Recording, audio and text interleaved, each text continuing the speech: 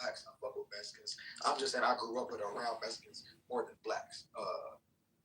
Population. I could be wrong. No, it is. And the car lobby. Yeah, it's all interconnected. Yeah, car lobby. Density. No, the South being more agrarian. Yeah.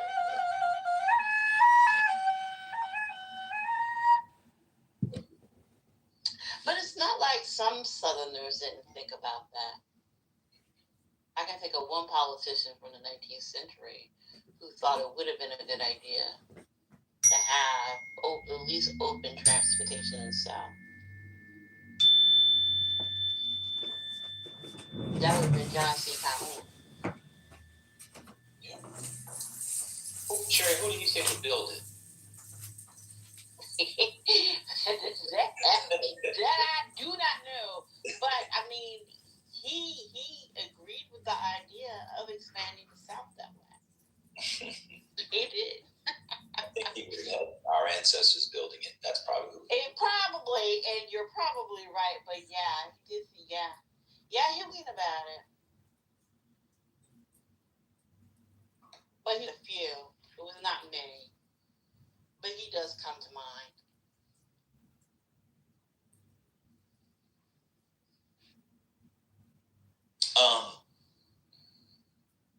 Anything else, Just? Did you want to talk more on it? Did you have a particular thing to dig in on it? Well, not necessarily particular. I guess it was more so about like how public transportation kind of like is halted in Atlanta, and I don't know if that's just mainly because it's specifically MARTA. Because I'm just kind of not getting into the whole MARTA issue across like Metro Atlanta. So like, why don't you leave? You said what? Why don't you just leave? What, leave Atlanta? Yeah. Well, I just moved back, so I think I got a little bit more time here. Move back to where? Huntsville, Alabama, actually. But why don't you just leave? It's on the list. I think I'm moving my 30s. Why don't you just? I always forget. You be fooling people. People think you're great. People think you're old. Yeah, me and Library are peers. Yes. There's a lot going on here. Why don't you just move to DC? See, DC is on the list, but DC, everything would have to be perfect because the cost of living in DC is insane to me. I don't know. I don't like it. But if the job paid well, and I was in like the perfect area, I would actually move to DC. I like DC. Every time I visit, I've had a good time. The traffic is a fool. Well, you wouldn't need to drive. You just live in the city. Yeah, I'll take the train. Yeah. Well, I wouldn't recommend the bus. I wouldn't recommend taking. Well, I'm old. I no longer take. I haven't taken the DC Metro. What year? 2025. Oh, I was there this weekend. I haven't taken the DC Metro in. I don't think I've taken it in New York. So I can't go underground at this point. I can't do it. But you young people can do it. It's a lot. They have elevators from the sidewalk down to the train station. No, I don't want to be on the train. I don't be on the train anymore. I just don't want to be on that. Yeah, I remember when I visited New York, what was it, 2 years ago? Like, I thoroughly enjoyed taking the train everywhere like that. I could see that. Yeah. I have to say that I don't miss it. Were you in, was it called Snow? Not Snowmageddon, I forgot what you call it. Were you there just when Atlanta traffic got stopped on was it the 85 or no, the Beltway a couple years ago? People couldn't move. Yeah, 2014. Yeah, I was a junior in high school. Yes. Oh my God! Wait, it was that long ago? 2014. It's 2014. We were snowed in for I think almost a week.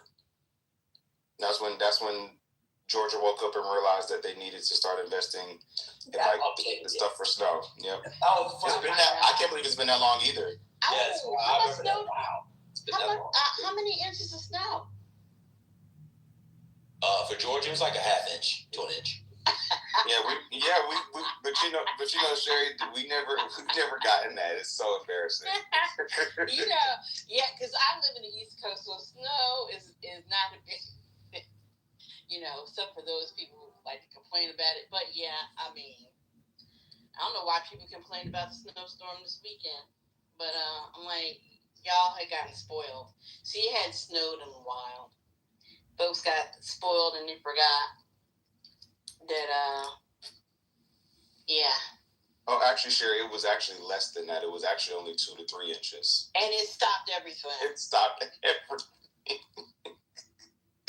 Yeah, it was pretty bad. So yeah, that's what I think when we finally started investing in like the salt trucks to kind of help with the highways, because we never gotten snow like that ever. And now, but now this year we didn't get any snow, but they're quick to issue a state of emergency as soon as it gets below 32. Oh, close everything down. You're not going to school tomorrow. You know, it's about to be World War III, end of the world. Snow's coming. You know, that's how they just treat it now. So yeah, whatever it takes to keep the people safe, I'm all for it.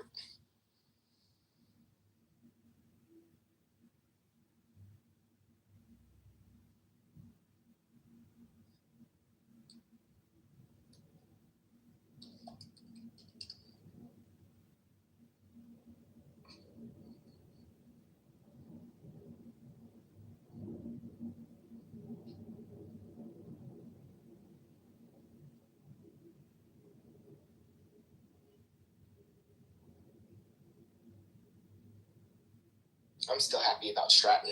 She's probably. I mean, she's. I mean, this is what Adam Carlson says. It seems like she's repeating the Angela also Brooks road to success. But faster. But faster. But faster, exactly. Yeah, I think also Brooks. I gotta go back. Odie remembers it very, very well. But I feel like because their primary is about in a month. It's March 12th, I think. 17th. When is it? Oh no, maybe it is the 17th. It's literally mid-March. Yeah, it's right around my dad's birthday. Yes. I think March 17th is also the Ides of March, isn't it? Wait, the Ides of March. Let me look it up. Ides of March. No, it's the 15th. It's the 15th? Yeah, you know, Julius Caesar. I need about 10 minutes. Let's talk about Julius Caesar. Oh no. Ides of March. The great. One of the great. I don't know how I forgot. One of the great moments.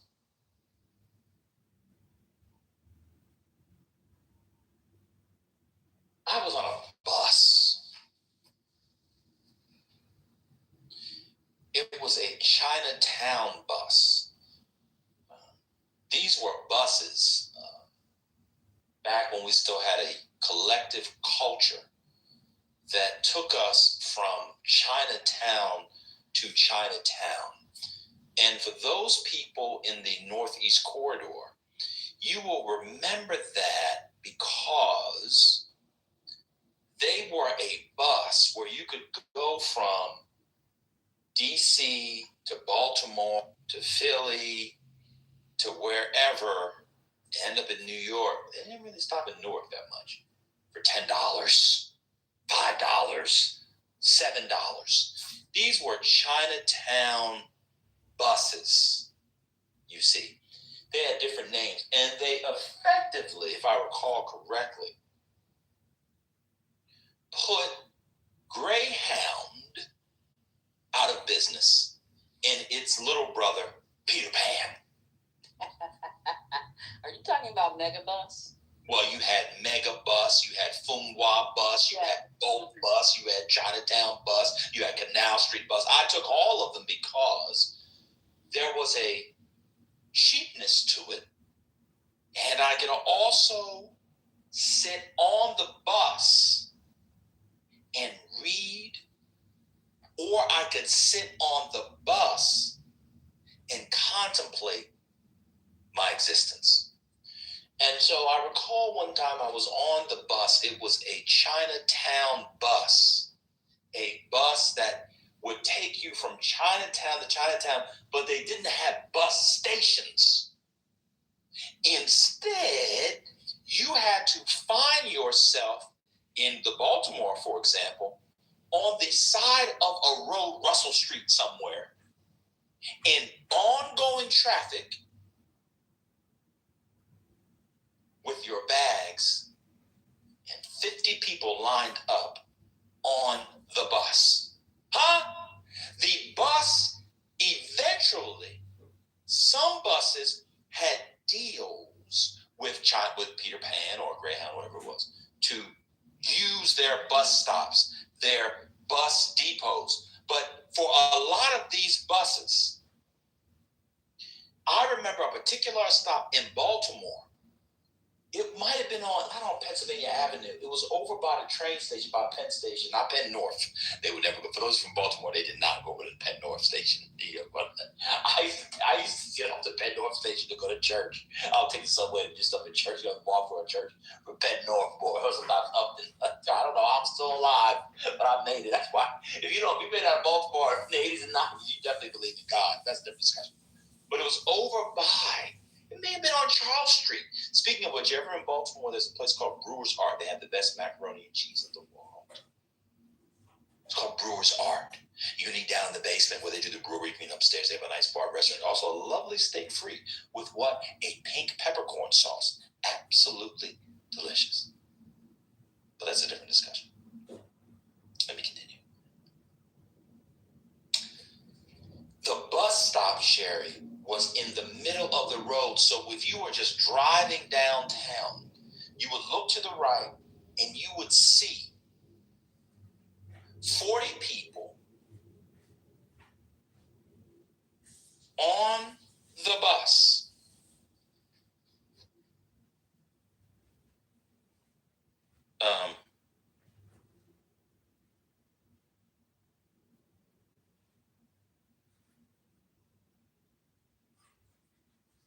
Did you lose your train of thought? No, I'm reading what Matt wrote. Wait, did the VRA come out yet? Nope, but it's coming. It's going to be later this week or possibly next.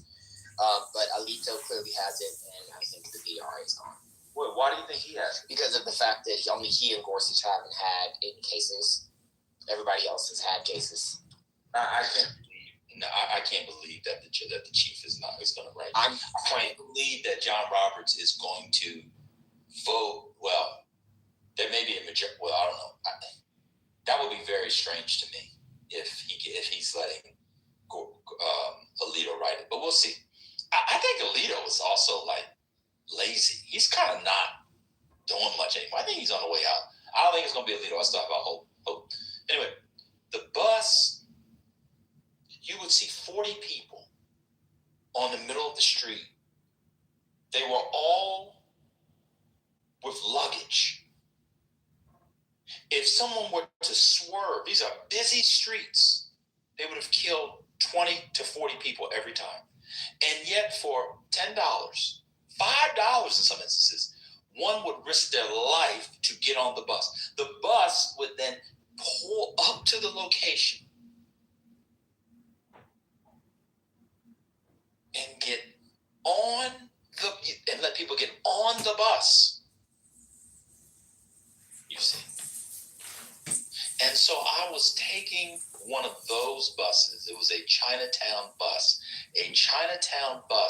which will connect you in the Northeast Corridor from Chinatown to Chinatown. You see. And so these buses, I was on one time. These buses were mobile, interstate, federal crime scenes. If you went on the bus, you would have seen a multiracial population. Overrepresented would have been students at colleges and universities.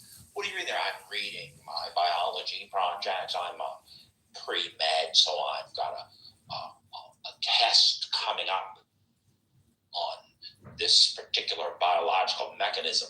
What are you reading? Some sociology, Durkheim. What are you reading? Oh, I'm reading in child psychology. It's a neo Piaget. What are you reading? It's just people, all kinds of people who were involved. It was like a lot of college students. It was also a bus, if you recall, that is what I call an interstate ass bus. Because if you wanted to see one of your joints in another state and you didn't have money, you got on that bus. What are you doing on the bus? Well, I got a joint up in Philadelphia. Huh? Yeah, I'm gonna get off in Philly. I'm gonna be back. I'm gonna be back in Baltimore, but it only cost me $3, son. You know what I'm saying? I see. Cheaper than Amtrak, cheaper than Greyhound.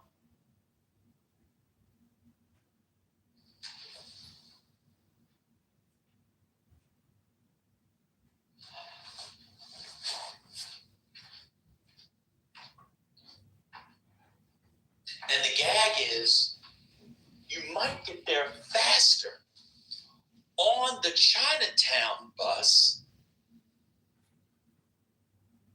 than if you took Greyhound.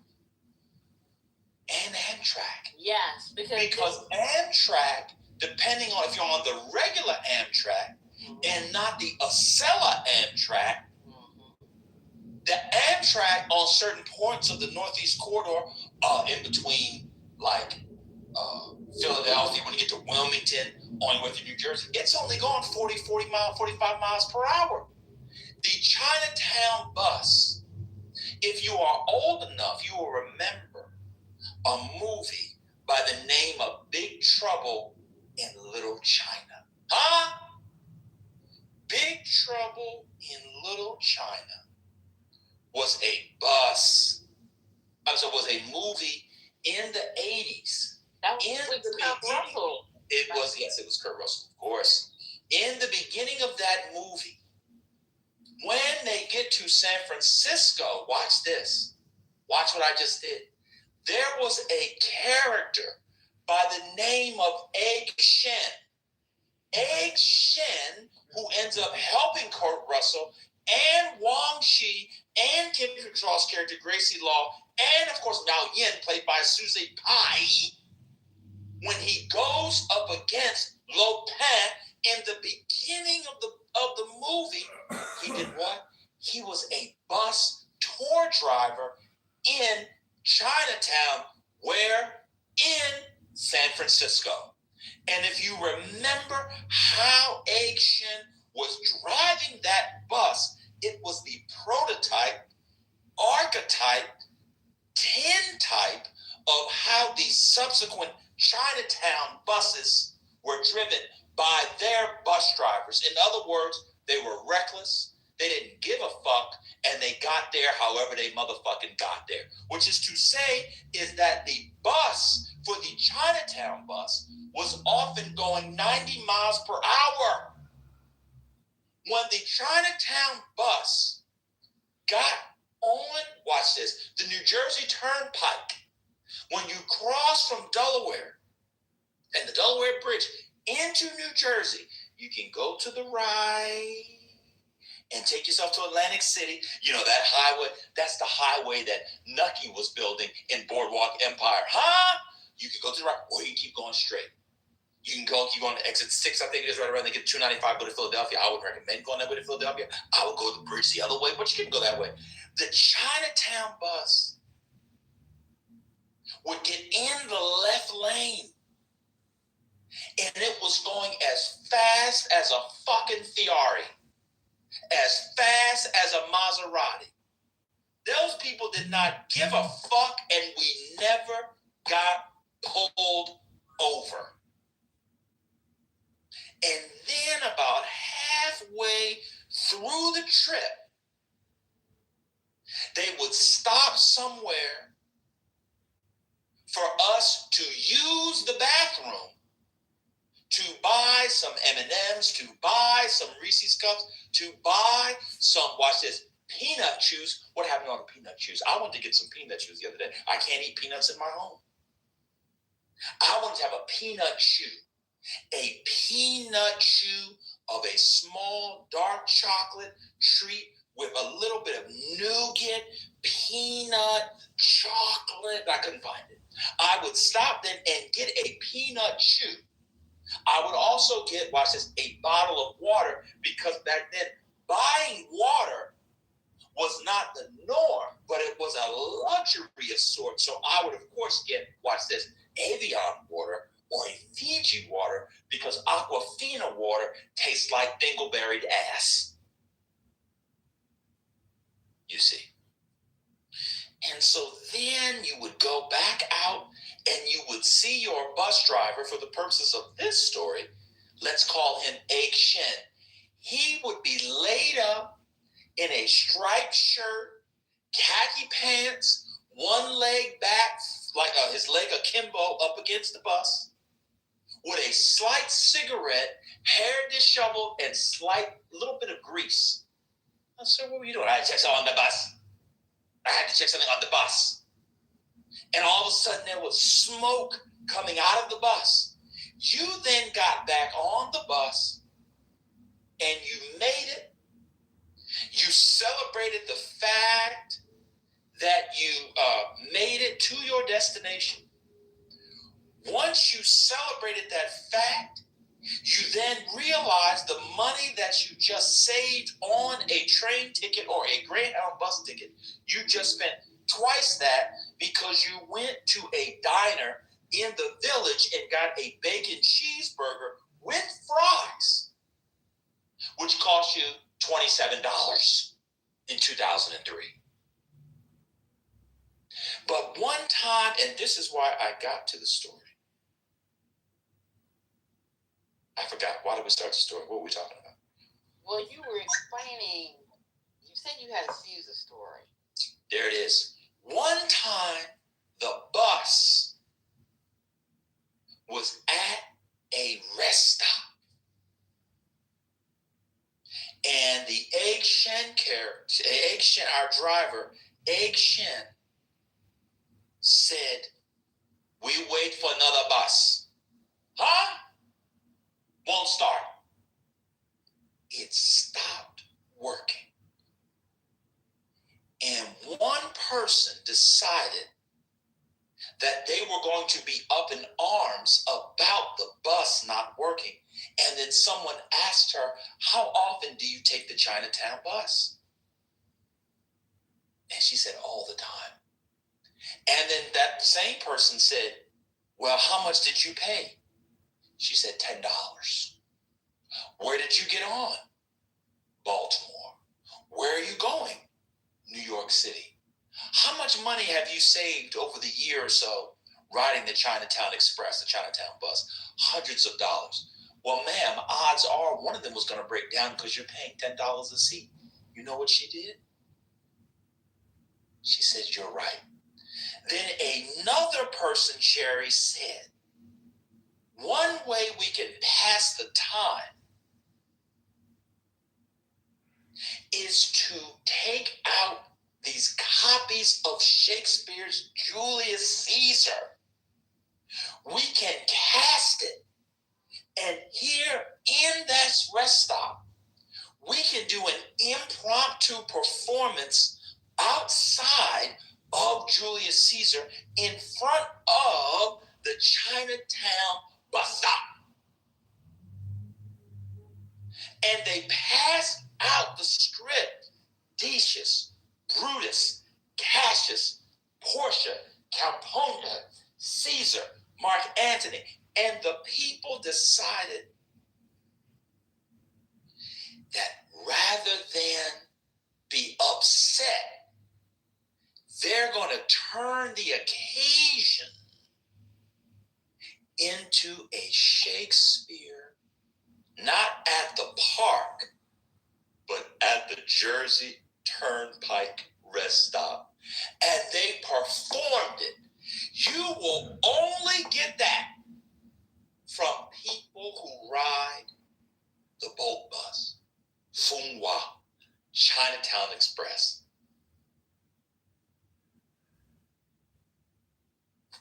I'm done speaking. It's a good story. It's a good story. Good story. Thank you, Gigi.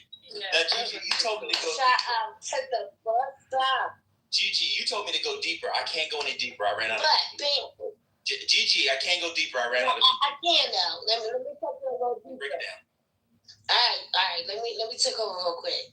So we talking about the bus stop. That's a fabulous story, hilarious, definitely entertaining. So he kept it surface, but let's go a little deeper with that bus stop, right? So let me tell you about it once upon a time, right? These people sitting at that bus stop, they stuck there, right? They got dropped off, right?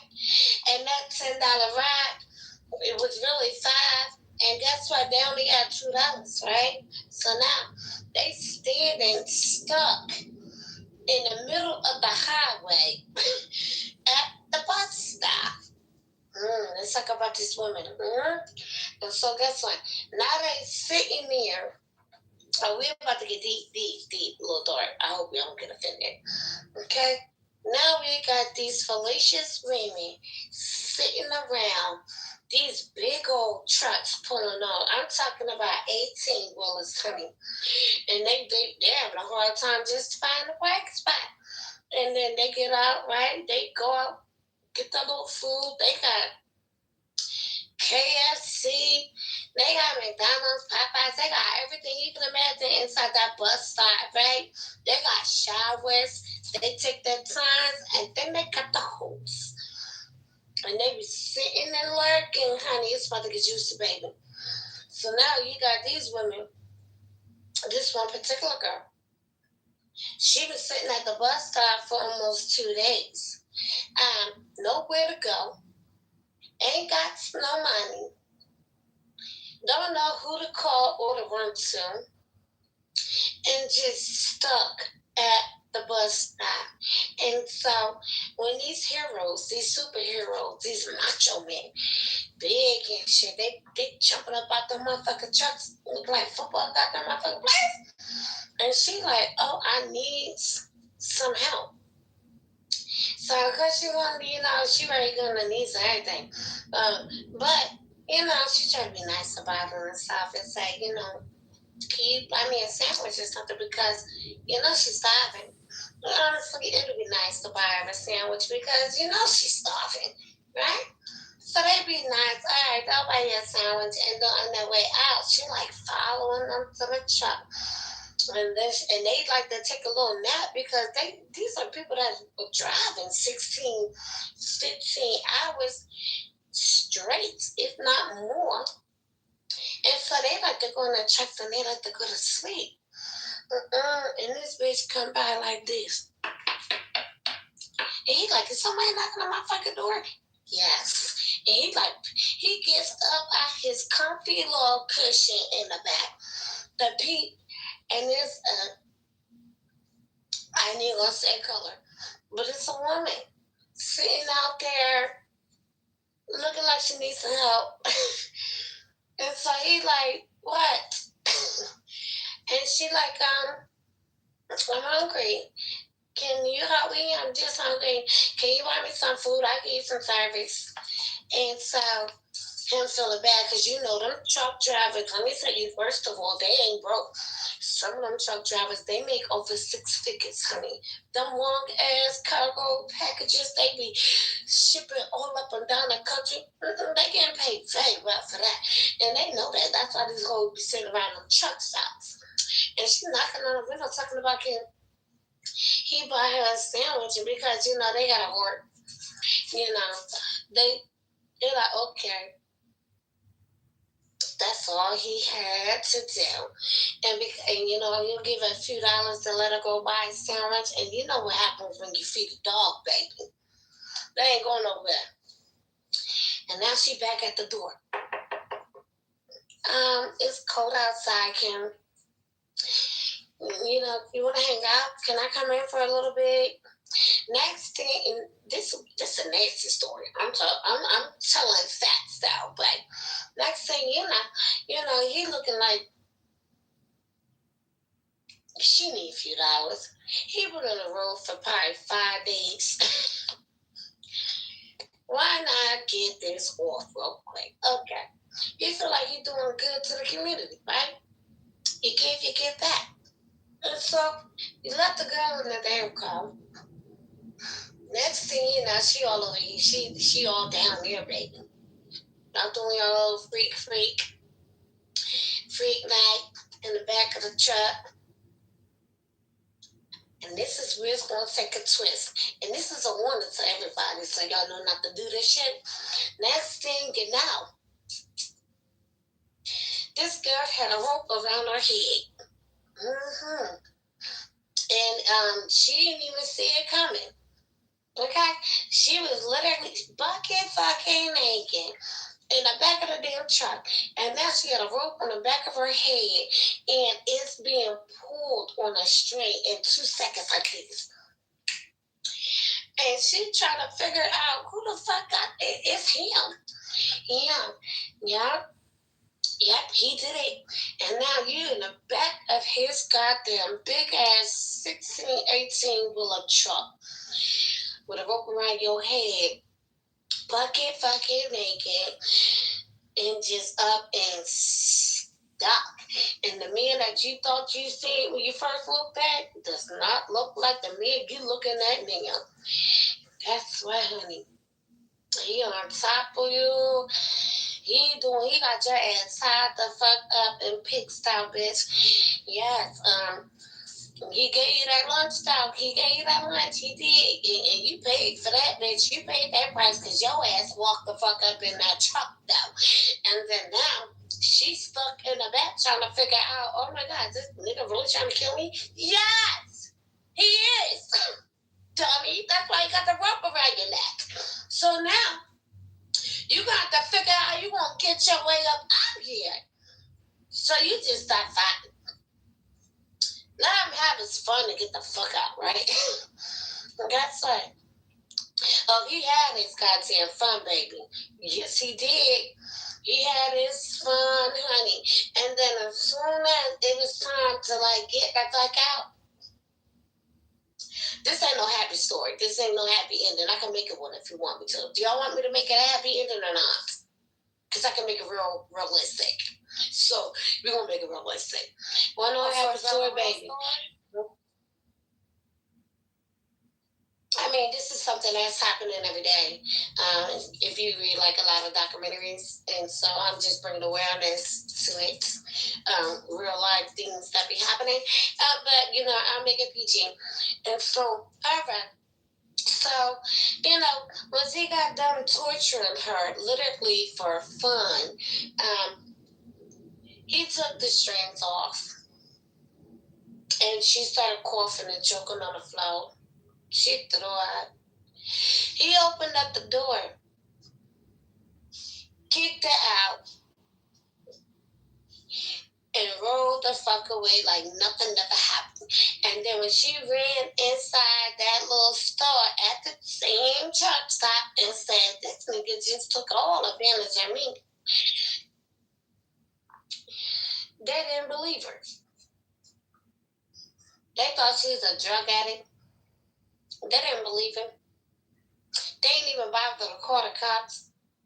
She just had to sit there with a ring around her neck, like ring around a rosy. And she warned every other woman sitting around the bus stop, truck stop.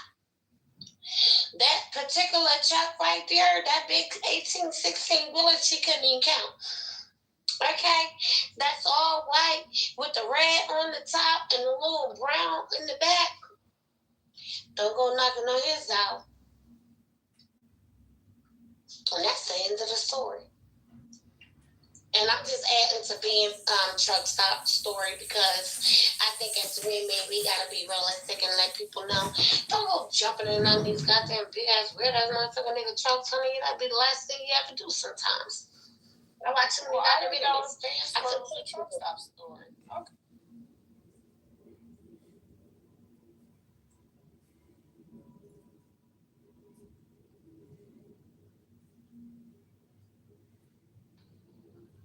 Sorry. See this? It's been like that for 2 months, and I'm as happy as I've ever been in my life. You know? Are you gonna buy a ring for your fiance? You're not even gonna believe what I did, man. I had 60 pieces of silver, and You are an engineer. This is what engineers doing, and you are doing engineering like engineers do now, right? And if it's amazing, and I'm just loving everything about that, right? And what you quickly discover is that Claude points out, and what you immediately described in what you're building, is that not that Claude doesn't make you over-engineer everything. You've been under-engineering.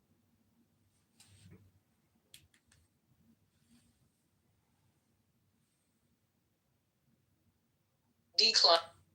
Why not have some? It's constantly happening though. It's on that direct. Something else needs to be separate. And so I always think about that when it comes to artists and the way they present themselves, because they're always trying to remove themselves from the regular society and saying, hey, I'm an artist. So maybe that's why she's so wacky, crazy. Ну, я его лично не знаю, но я знаю о его существовании. Но он не мой приятель. Я думал, это ваш чемпион. Да, он наш чемпион, но я лично его не видел никогда.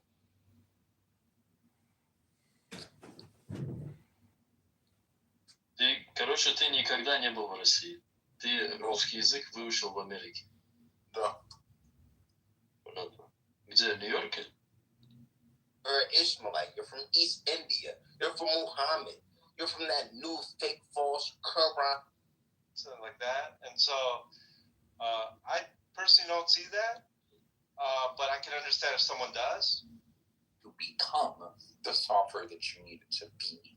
That's the new play, and that's what Whopper is trying to solve, because OpenClaw, even getting like OpenClaw, as you will find, Romero, getting Claude Code, getting OpenClaw to do all these things, it requires work, and an easy button is needed. A one button, it just works solution. For sure, like people that are not used to iterating are going to have a hard time, right? Like I'm coming from the art world, where art, the thing that I'm working on is never complete. I just give up. I not give up, but I just say it's good enough, right? And so I've been having a similar experience with Claude Code, building this 2D animation software where I say, okay, well, this is the features that I want. Then I go play with it. Certain things break. Okay, well, let's fix those breaks. Do it again over and over and over and over again. You get something or something that surpasses the original vision.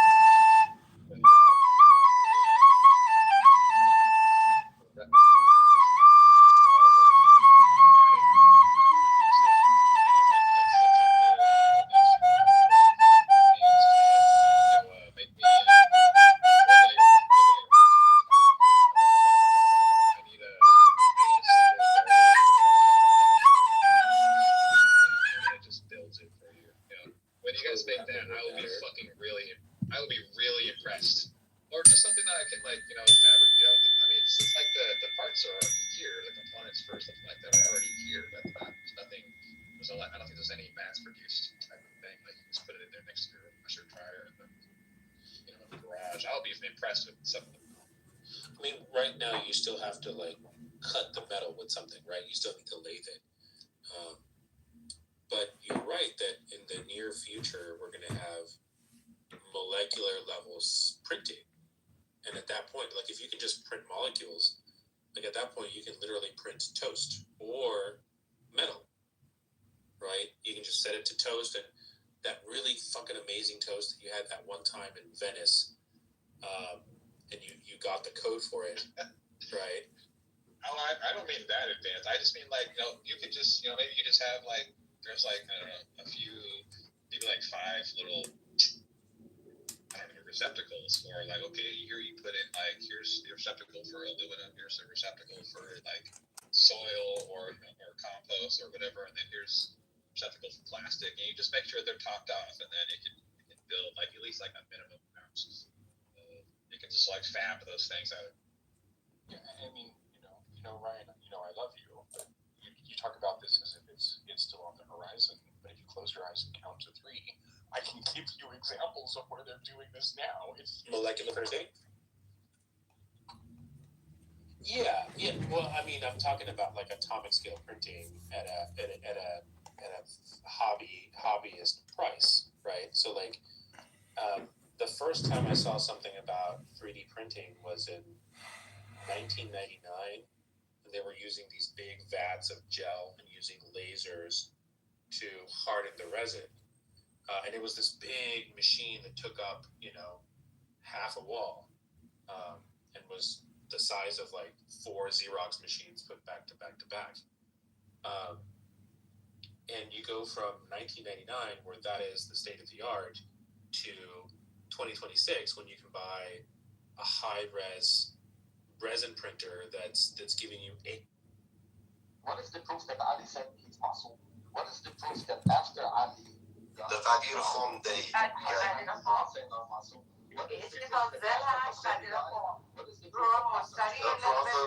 The Prophet Muhammad said that after me, it's going to be the book and my family. Whoever I am the leader of Ali is okay. I'm willing to accept. In the greatest event of Hadirapom, which completely is that's proof. And the caucus. I'm not even gonna debate what that means from a Sunni perspective. I'm willing to accept it. The Sunnis have it in the Hadith. No, hold on.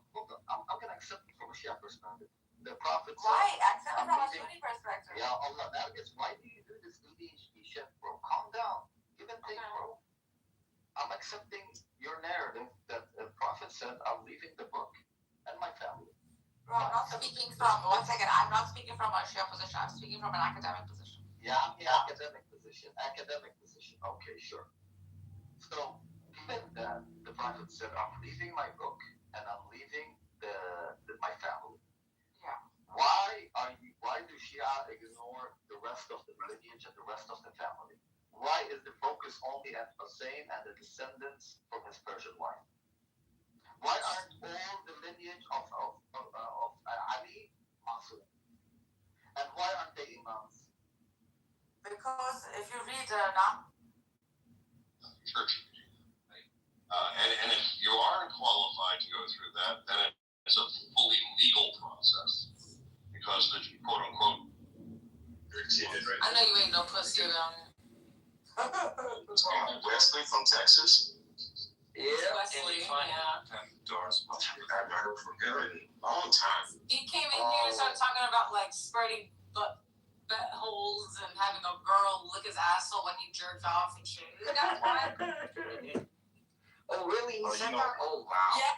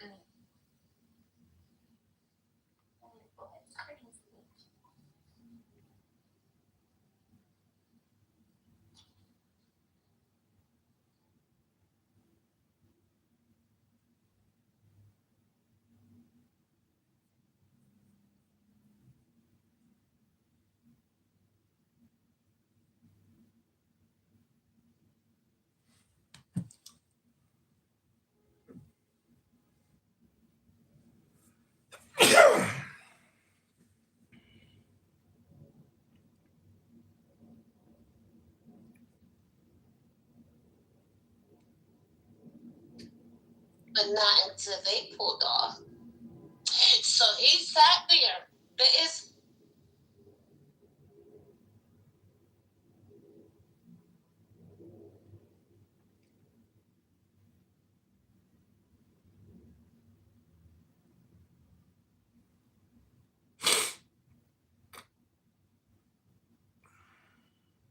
yeah, so there's a whole book on it, but in a sense, if you look at the story of Ali ibn Abi Talib and the rest of the 12 imams, they did not provide the same sort of proof. Prophets provide prophecy.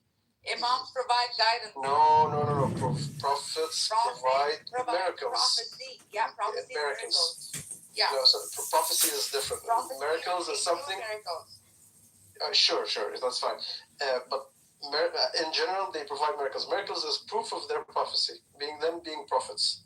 Who would say the imams didn't provide miracles? Did the imams provide?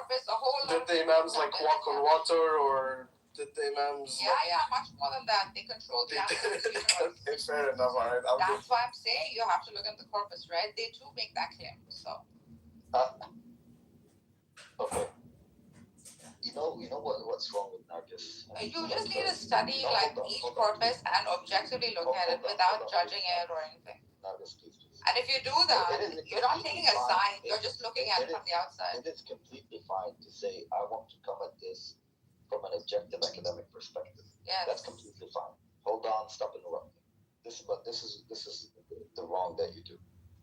When we're saying from an academic objective perspective, it doesn't mean that you're going to look outside of the realm of Islam. You're looking academically and objectively inside Islam, which means that you have to accept certain things. You have to accept that Muhammad was a prophet or self-proclaimed prophet.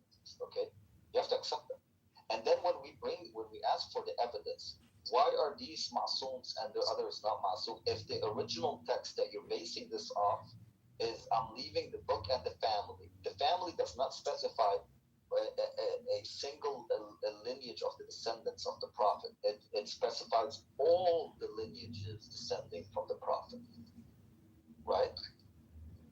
So when I say academically and objectively, explain to me why these imams are the only masooms and the ones that Shia follow and not the rest. You can't say, it's all fake, it's based on Nahj al-Balagha. Of course, okay, sure, but what in Nahj al-Balagha, what is their evidence presented? Because even if when you're dealing with this academically and objectively, you have to come at it from the realm of Islam, not outside of Islam. Outside of Islam, you can say, Muhammad was not a prophet, Islam is fake, end of story. So what are you debating? Come on, bro. Use some brain. Even if you're doing an internal critique, okay, you have to do the critique based on both corpuses. And this is how a true academic would look at it. For not to hold position, but to hold truth value. You're trying to figure it out, right?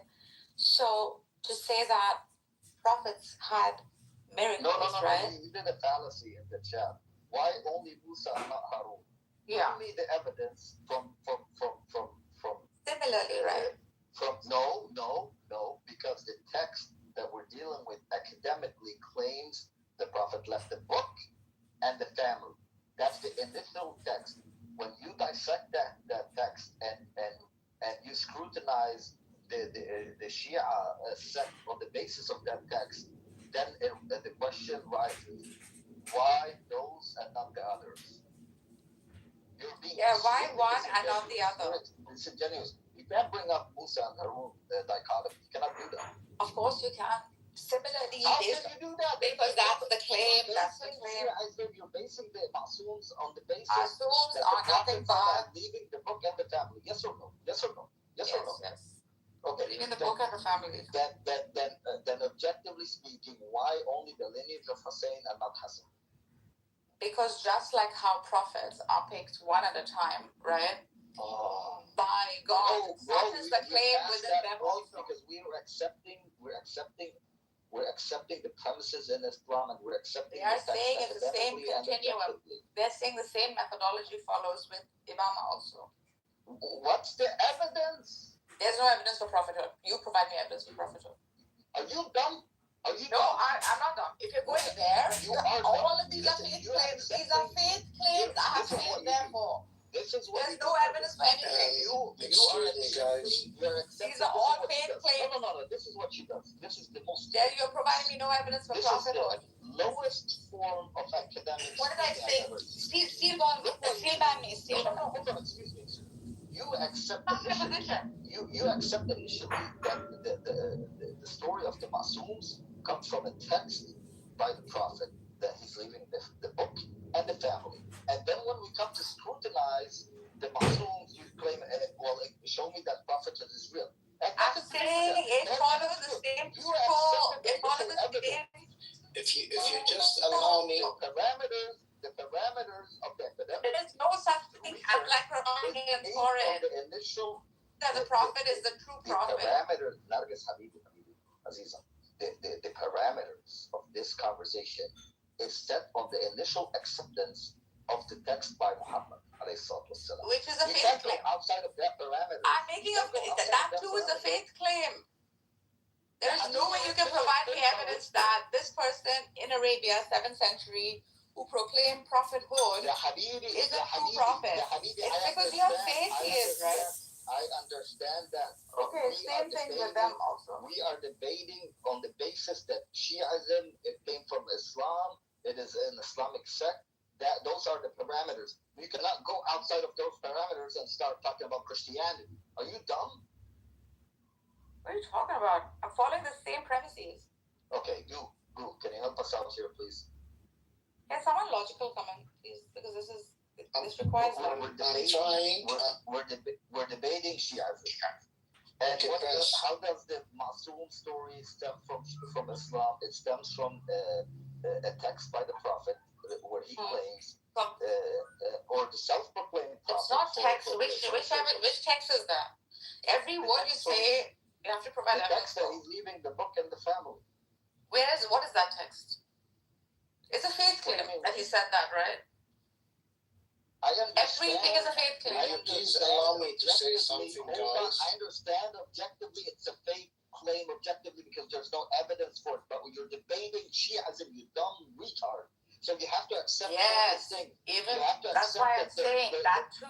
Their belief is based on the saying of the Prophet. You're saying why one, not the other, right? Everyone is Masoom, why one, not the other? As prophets come to existence, dude, you're not listening to me, bro. I'm giving you very objective answers. No, you're not. You're not. As one is to the other, such is. See, like he doesn't even want to listen to what I'm saying. Yeah, I don't think. I'll send you the paper for it if you want to read. If you're interested, if you want to debate, then that's a different thing. Nargis, you're pissing me off because you're not being genuine. I'm pissing you off because you're not even listening to what I'm saying. I have no issue debating politics, religion, sociology. Yeah, your weak area is religion, bro. Muslims, but we are setting the parameters for the topic of the conversation, and you are going outside of the realm of the topic. It's infuriating and retarded. It's low IQ. You can't, of course, there's no evidence that Allah exists. There's no evidence. Nobody can prove that Allah exists. Nobody can prove that Muhammad was a prophet. But that is I can prove that God exists. This conversation. What do you say? I can provide evidence for it. Bro, please indulge in logic a little bit. You can easily prove God's existence. You can easily prove a worldview. Okay? That's not even the topic. So don't make claims like that. It just shows that. The topic is Islam. When you are writing a research paper, and you want to scrutinize Sunniism and Shiism, you're going to bring the Shia theology. You're going to say, listen, these guys believe that they have 12 Imam Masooms because on the basis of an initial text by the Prophet claiming that he left the book and the family. The family is his family. So all those descendants of his family are Masoom. And Muslims should follow the lead of the descendants of the Prophet because they are the leaders of the religion. That is the Shia religion. It begs the question, why certain descendants of the Prophet and not others? It begs the question. It's a completely normal, objective question that arises from this conversation. Those are the parameters of this conversation. You don't go outside of this parameter to establish something new. Have you ever written a research paper in your life? There's a premise. You only deal with the premise, nothing outside the premise. Fuck.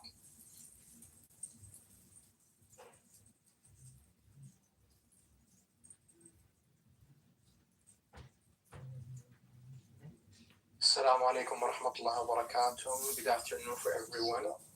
Like, I don't understand the argument here, yeah, Prince. Like, I wish you can help me out. Like, cause like her first claim was like you can't prove like the existence of Muhammad, right, yeah, Prince? No, or some. no, I did not say that. that's not the Okay, conversation. she was talking about Masoom, right? You can talk to me, bro. I'm existing. Do you engage in logic or not? If you don't engage in logic, don't talk to me. The topic is the Shia belief in 12 Muslims. That's easy to debunk. That's easy to debunk. Yeah, but objectively, we're Actually, I've been waiting just to speak about this Muslim. تفضل أستاذ مستر تفضل. Yeah, I'm gonna go logic as much as I can. You see, Masoom, just talk about Masoom. What's the meaning of Masoom? First of all, our Prophet Muhammad has Masoom only for giving us the religion. But as a human being, he made mistakes. Like there is in Surah, Abasa wa tawalla id ja'ahu al-a'ma. And you can see in other places when he fought a war in Uhud and didn't know that the people will go to behind the mountain and Khalid ibn al-Walid will take a circle. You see, he's a human being, but whatever comes for giving the religion, he have isma. And this, how do we know? وإنما ما ينطق عن الهوى إنما هو وحي وما ينطق عن الهوى بل هو وحي. So, yes. So, we have the proof from the Quran itself. And this Ma'soom, it's for the religion. And our Prophet is the last Prophet. No one have that isma because they don't have the religion. The religion stops with Prophet Muhammad. This is what happens. We cannot just go and claim someone has isma because he's from blood. That means there's a lot of ismas around us we don't know about. And then we don't jump into that. No, he's get chosen by who and what and who to declare. Our connections with God for giving instructions ended with the last prophet. This is when this ending of the word, our hijjah will start. They will yuqimu alayna al-hijjah with what they're giving us. So no one's after Muhammad have any right to give or establish or make hadith of himself. Even people lived around Muhammad, they only helped carrying and gathering Quran and passing what they heard about Muhammad. They didn't even dare to establish hadith. Thank you very much. Have a good day. Thank you, Sarah. I appreciate you sharing all of those information with us, yes, Mister. And like, I want to add like another thing to the things you've said. There is another ayah which is really clear. The ayah that basically say, يا أيها النبي لما تحرم ما أحل الله لك تبتغي مرضات أزواجك, which is basically translate to, "O Prophet, why do you do tahrim on things that we made it halal?" That literally says that even the Prophet himself, he wasn't a sinless guy, Ustad Narjis. So when you apply like the same argument or the same logic on the Prophet, and you have to apply the same logic over his grandsons, like the Ma'soom that you follow, which is like Ali and first you got Ali and Hassan and Hussein, then Ali is Sajjad, etc. till we reach Imam al-Mahdi, Ustad Narjis. And one other thing is I don't understand like the logic behind like saying like everyone who's related to the Prophet he's a Ma'soom or he's a sinless. Can't we apply the same logic on like Banu al-Abbas? You know who are Banu al-Abbas, right? Those are the literal cousins of the Prophet. You have like Abbas was the uncle of the Prophet. Then you have Abdullah ibn Abbas. Abdullah ibn Abbas was like the direct cousin for the Prophet. It had a lot of sons. After like I don't know 200 or 100 years, we had like a whole new caliphate called Khilafat Bani al-Abbas or Khilafat al-Abbasi. Those same people were the cousins of the Prophet. So like I don't understand why do you like apply love and basically praising to like a part of the family of the Prophet and like remove every single privilege from the other side. I don't understand the logic behind it. And one other thing, like I don't know if like I've heard you well or because like you were basically disclaiming or like trying to disprove the existence of the Prophet Muhammad historically. I mean, like I can prove that historically without using. I was not saying any such thing. There's enough evidence for the existence of the historic Muhammad. Peaceful.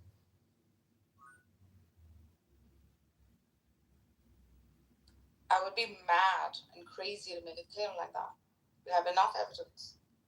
In fact, a bit too.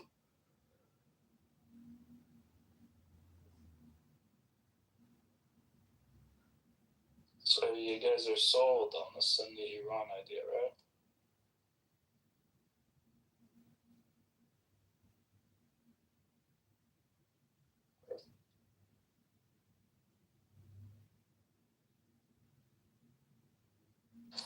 Oh yeah, I think Sunnis should totally dominate the Middle East. Hell yeah, go. Because Sunni dominance means American dominance. Fuck you. You're just a little bean in the machine, bro. Well, I'm still a Roman citizen, so. America is not Rome, bro. Yes, it is. So Rome was a fucking Jewish, It's the closest thing. Western liberal democracy. In terms of how the United actually, States. at the beginning, yes. This is such cope. Oh my god. No. In the beginning, Rome was very much a Jewish-controlled empire, like the original Rome, right? And we subsumed it later. At the end of the day, we don't need states. Now, to the extent we have states, yes, all states are satanic, so I'd rather be on the side of the winning one. And guess what? The Jewish lobby did influence Rome back then as it does now, right? When they lobbied Pilate to kill Christ. That was the Jewish lobby. Yep. So it sounds like these are Jewish empires instead of Roman. So this is just the new Jew empire. But look, history always repeats itself, right? History always repeats itself. Ultimately, Rome will do exactly what it did in 70 AD. It's only a matter of time. This is why Netanyahu was warning about the next battle with Rome. He doesn't care about Palestine. No shit, he doesn't care about Palestine. He conquered Palestine. The thing is, the Jew, at the end of the day, his greatest fear will always be, people like Francis and Leo. This is what keeps them up at night, nightmarishly. I mean, it's just true. Like, this is so true. This is literally who they hate and fear more than anyone else. These are their best friends. No, bro. Pope Francis These is are the best friend. their best friends. Pope Francis is the best friend of the Jews. No, the new Rome. Oh, you're talking about America. Your new Rome. Yeah, I'm not talking about state. Yeah, he's talking about ecclesiastical Rome, not civil Rome. Yeah, civil Rome makes no. What does that even mean? Okay, civil Rome is basically the West. Western states, Western hegemony, blah, blah, blah, blah, blah, right? We don't need that. But to the extent it exists, I'm more than happy to, benefit from it. Since every state is somewhat satanic, yeah, I might as well be part of the most powerful one. And the most powerful one that I'm part of might as well rule, right? So yes, I do support, in that sense, civil Rome. So look, you have types. Yeah, sorry, go ahead. Bro, this is capitalism, bro. Listen, Jack, the same way the Jewish lobby 2,000 years ago leveraged the Roman state to kill our Lord Jesus Christ, they're doing it now with Rome to try and get Rome to deal with Persia. It's the same shit. Yeah. God, bro. If I was a Mexican, listen, if I was a Mexican or African Catholic, I would cope like this too. This is actually true. Like, we don't need simple states whatsoever. Like, I mean, we'll still have our faith, with or without, a million and one empires. But why doesn't Rome respect the Pope? Why don't they respect Catholicism? Well, I mean, they never originally did. I mean, they crucified Peter. The upside down cross. Today, like the Christian version of Rome. Yeah, we never say this version of Rome is Christian. We just say it's civil Rome. The only Christian Rome that exists is the Catholic Church.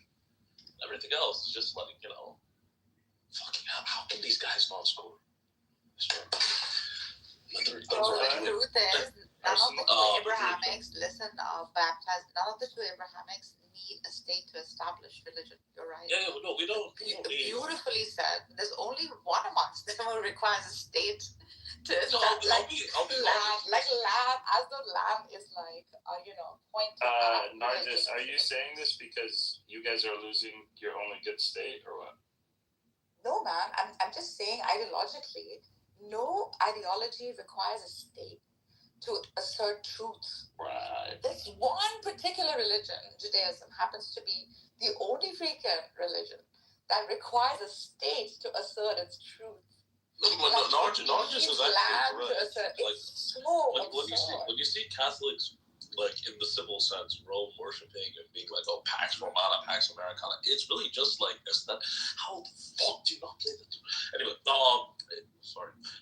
It's really just a civilizational adoption, or we don't need it. I mean, if it requires like material to assert godhood. Like, how absurd is that? You need land on earth that is temporal, okay? For the eternal and transcendent. For an eternal to exist. How bizarre is that? How illogical is that? How materialistic is that? Exactly. What kind of truth is that? It's false. Which is why we divide between ecclesiastical Rome and civilizational Rome. Now, ecclesiastical Rome, like we said, we don't need a single state. Now, civilizational Rome, yes, is it satanic? Absolutely. But so was it back in the days as well. Now, it's also where I'm from. So I might as well have, like, you know, the place where I'm from be the powerful satanic state, since all states are kind of satanic, you know. This isn't like Islam and Christianity expanded based on this is not cool. This is ideological truths. Islam and Christianity that expanded still didn't require a state to assert their truth value. Like, even if there wasn't a tiniest piece of land, okay, assigned, okay, to say the Muslims or the Christians, Christianity in Islam still lives on, right? Because it doesn't depend on a piece of land or on a location. Because its message is said to be eternal. God here is free of, you know, a temporality, of land, of space, of time, etc. This is the only one that either has been fabricated to, you know, assure that land equals God's existence. Do you see how bizarre that is, baptism? Do you see how false that is? Well, yeah, it's perverse. I'm going to put up a PTR that encapsulates this in our ideology very well. If I can just find it. I always lose these when I need them.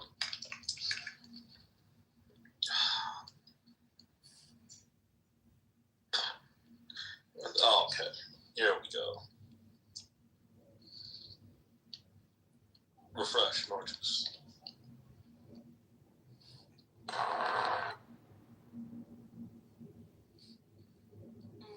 Let's look. What did you put on? Learn the difference. Yep. Hatred of Israel, which is the Catholic Church, is a characteristic of Judaism. The real Israel. Exactly. This guy just said Berbers ain't brown. You're bruh. Come on. Well, what are we doing here? Better than Italians, bro. You know what's crazy? I troll Spaniards and I find pics of Algerians that look way whiter than them, and they're just chomping, bruh. Telling you, bro. I don't know how y'all ended up blacker than us. That's funny, dude. I've seen North Africans that look way whiter than Southern Spaniards, and they cope about it. Some of the Spaniards are like, you know, well, according to these genetic cluster maps. I'm like, bro, if you have to pull out scientific maps to prove that you're white, you already lost the plot, bro. Facts. Did you have to do that before? I have to, yes. I was making a point to tell people that I'm 70% Europe. Yo, have you ever heard of CI? They're like, shut the fuck up, you nigger. Yo, have you ever heard of CI? CI, who? Christian Identity.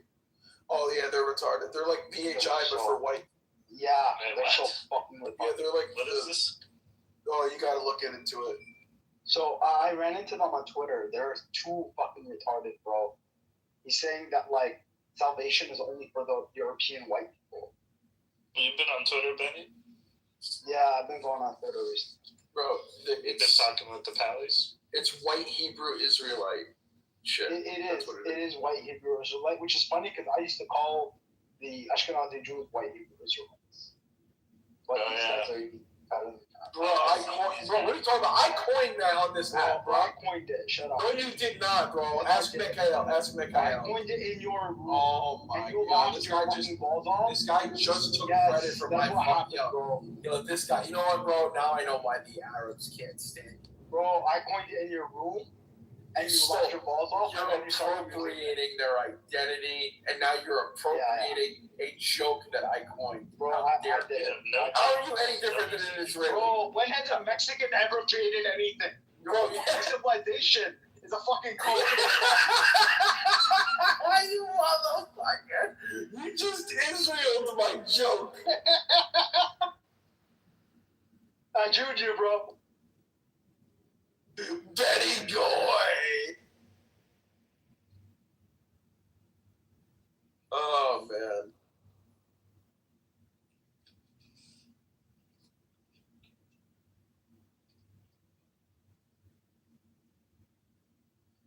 Man, the life of a guy.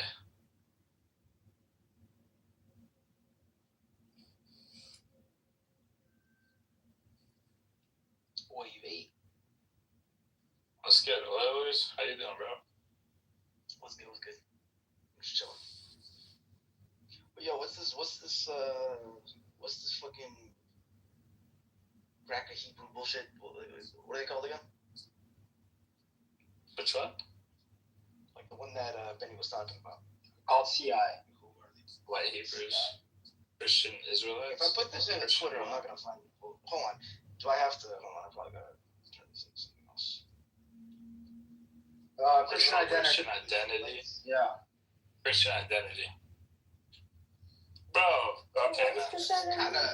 That's kind of a tough one, bro, because like these Hebrew Israelites, they twist the Old Testament to their means. How do you? These guys twist the New Testament. How do you twist the New Testament, bro? What are they saying, Benny? Benny, what are they saying? That's a tough one. What is the CI saying? Benny, what is the Christian identity saying? That salvation is only for white Europeans. Huh? Say it again. That salvation is only for the white European man. What Bro, he's saying that it's Christianity for whites only. That's basically. Yeah, essentially, there's like one verse from the New Testament where it's like the salvation is for like the Galatians and the Scythians, as well as the Judahites or something like that. And then they take that and say, oh, the only people mentioned are like Europeans. But the truth is the Scythians aren't even European. They're like fucking Tartars that like became like invaded Europe essentially. So it's all retarded, to be honest. Bro, but you know what? A lot of whites think like how that, do they? But how are they justifying it? What's Like up, they son? love Yeah. God, like they Instead of the, how you doing, Jay?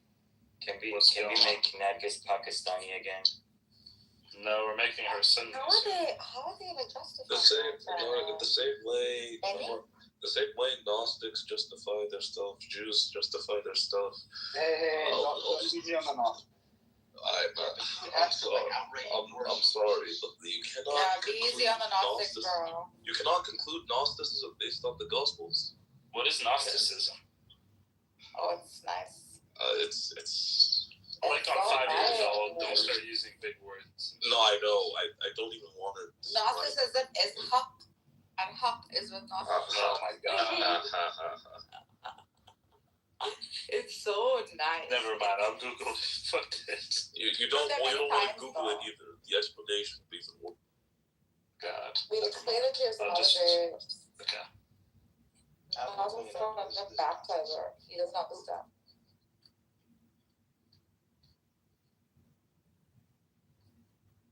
Like, Why are you not attracted to it? Baptizer. Why are you not attracted to it? Like, what about it? Because it's false. No, I do agree that it's hard to justify Gnosticism with the Gospels that we have. That's why the Gnostics have different Gospels. they say that the truth is actually in a different gospel. the So in that respect, I agree. Very good. It's false. So, No, I mean the thing is that the Gnostic Gospels are just as old as like the Gospels that we have. So you can say they're false, sure, but like in terms of historical legitimacy, no, I they have about as much. I don't deny their historicity, right? But did they come from Christ? Did they come from his apostles? Did they come from the churches? They claim that they do. That's the thing. Yeah, they claim that they do. But here's the thing. Who is this? Hello, guys. Hello. The issue is history shows that these guys did not hide their message. They were very public about what they were preaching. They were very public about what their churches were preaching. And the people who hated them were like, yeah, these guys would run into our synagogues shouting, Christ is Lord, and blah, blah, blah, blah, blah. Well, no, the Gnostics also say Christ. Yes, but not in the way the Gnostics claim it, right? So the idea that the core claim of the Gnostics is that, our knowledge is hidden. We were buried underground.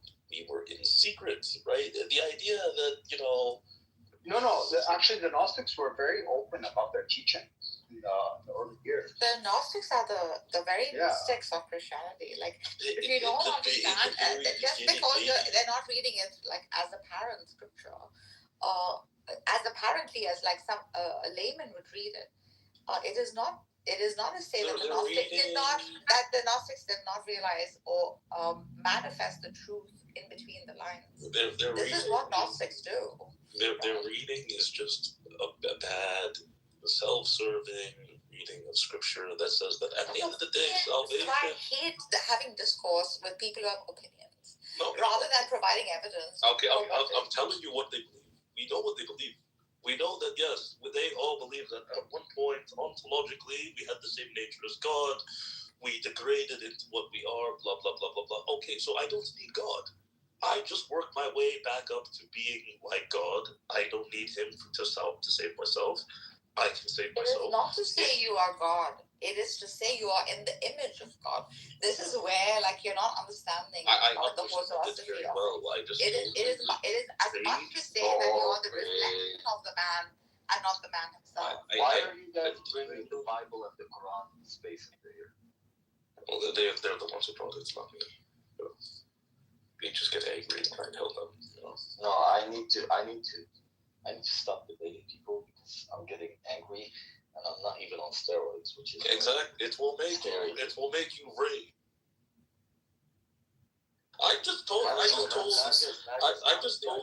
But you're extremely disingenuous. I didn't even present my case. That's the sad part of it. You didn't even listen to. I'll send you a paper. Maybe you can like study it not as a debate. Can I ask not as a debate, but more like there's so much to it. There's so many elements. Despite for Bani Adam, I'm willing to assign him judgeship on this with baptizing. Okay. Bani and baptizing. We are debating Shiism, right? And we're debating it from an academic objective standpoint, right? So what are the parameters? The parameters are Islam. So when we're debating this, these are... You cut out. You said the parameters are Islam and what else? No. We're debating Shiism, so the parameters, the logical conclusion of the premise is that the parameters of the premise are within Islam and Shia theology. Okay? So my question was to Nargis, according to Shiism, they believe in 12 imams, from Ali, starting with Ali and his descendants, right? My question was, why are all the descendants of Hussein compiled the majority of Muslims? Where are the descendants of Hassan? Why specifically the descendants of Hussein from his Persian wife? Why? So initially we started, why even have Muslims? Well, the evidence is that the Prophet said, I'm leaving the book and my family. That's fine. That's the parameter. I'm leaving the book and my family. So given that the Prophet said that he's leaving his family to the Muslims to lead them from a Shia of Hussein from a Persian wife, And then she goes outside of the premise that we're debating and said, well, how do you know that the prophet is a prophet from God? How do you know it's all fake? Okay, granted, it's all fake. We're debating this academically. The academic text is that the prophet is leaving, or the self-proclaimed prophet is leaving the family, the book and the family. So the logical question that arises from this is why this specific lineage of the family and not the entire family? Am I wrong, Benny and Baptizer? Well, I mean, the thing is, it's not necessarily a strong argument for or against, because, like, okay, you can have, because as long as it's within the descendants, it doesn't matter particularly which line. But for the same reason, it doesn't matter particularly which line. It also doesn't matter if it just comes from one line either. So it's just not really like. No, I understand, but no, I think it's more so a paternal issue. No. They're making the argument that it's a faith claim, much as a prophethood is based on faith claim. If you're doing an internal critique, right?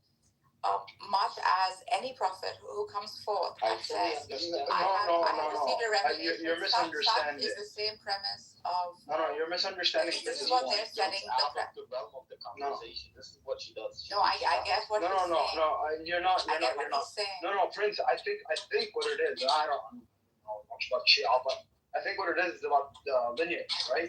So Muhammad never left on it's not about lineage. This is why you need to define each term, right?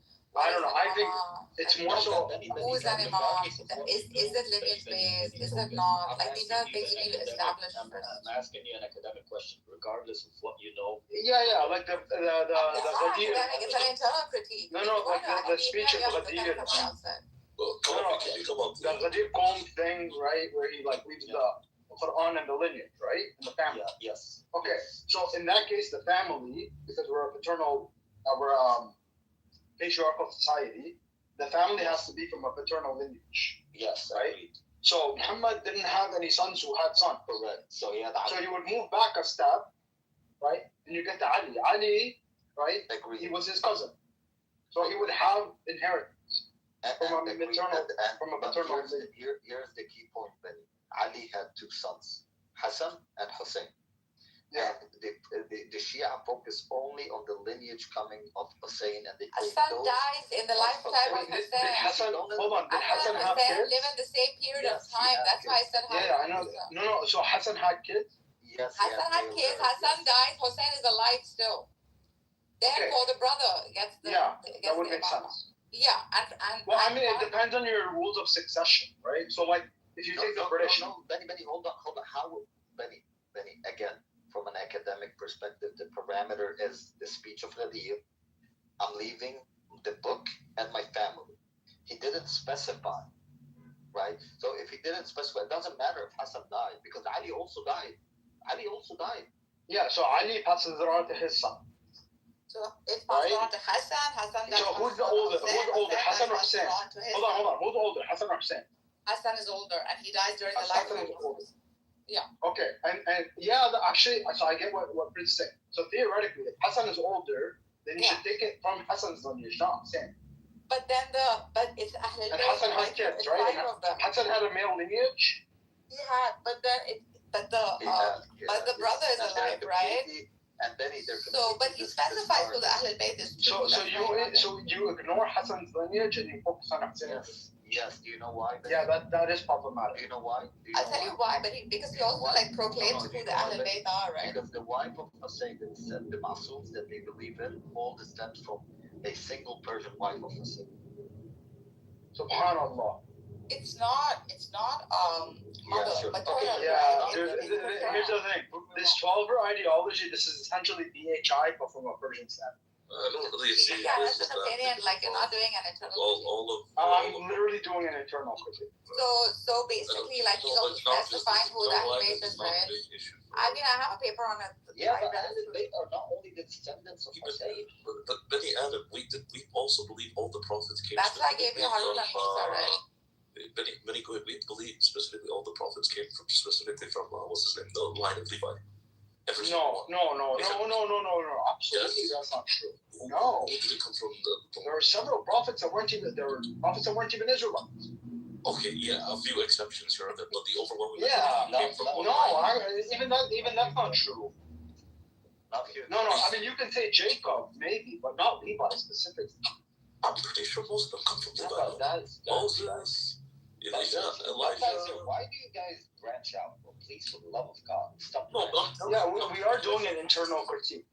I'm telling you, Listen. On the, I don't see the lineage. I'm not a Muslim. For the sake of the conversation. And stop branching out matters. Don't piss me off. Bro, I don't know why you're getting to the No, because baptizer, we're doing an internal critique of Shia theology. That's it. We don't have to include the Old Testament at all. This is an issue. Because of the rules of succession. Nigerian guy. No, it's because of the rules of succession in a patriarchal society. It would go from the man to his son to his son to his son. If there's no son, you would move back a step and find the closest male heir. Yes. But put that on the side for a second.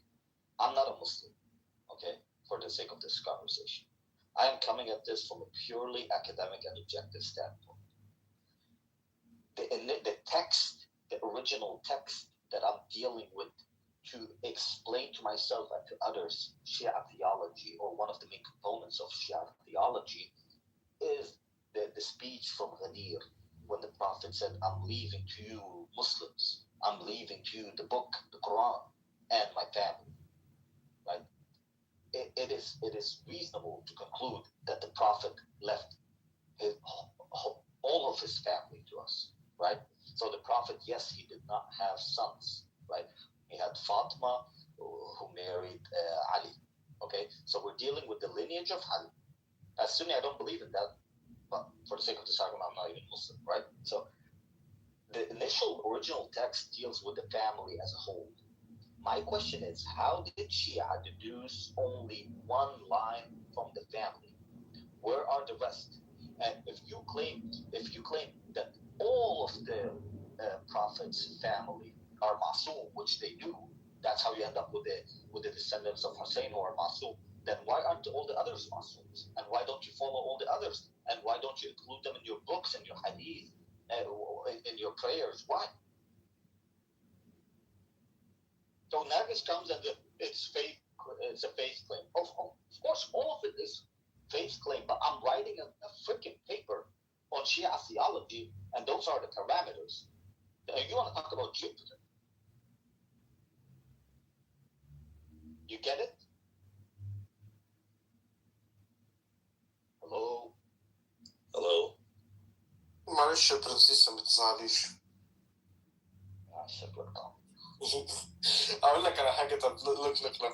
I've been silent this whole time and I'm thinking like we're here just to troll the Shias. But I want to say something. According to them, it's by designation, which means that Hassan designated that Hussein will be the next Imam. And that Hussein, after Karbala, the only alive person at the time was Zain al-Abidin. Where is the proof that it's by designation?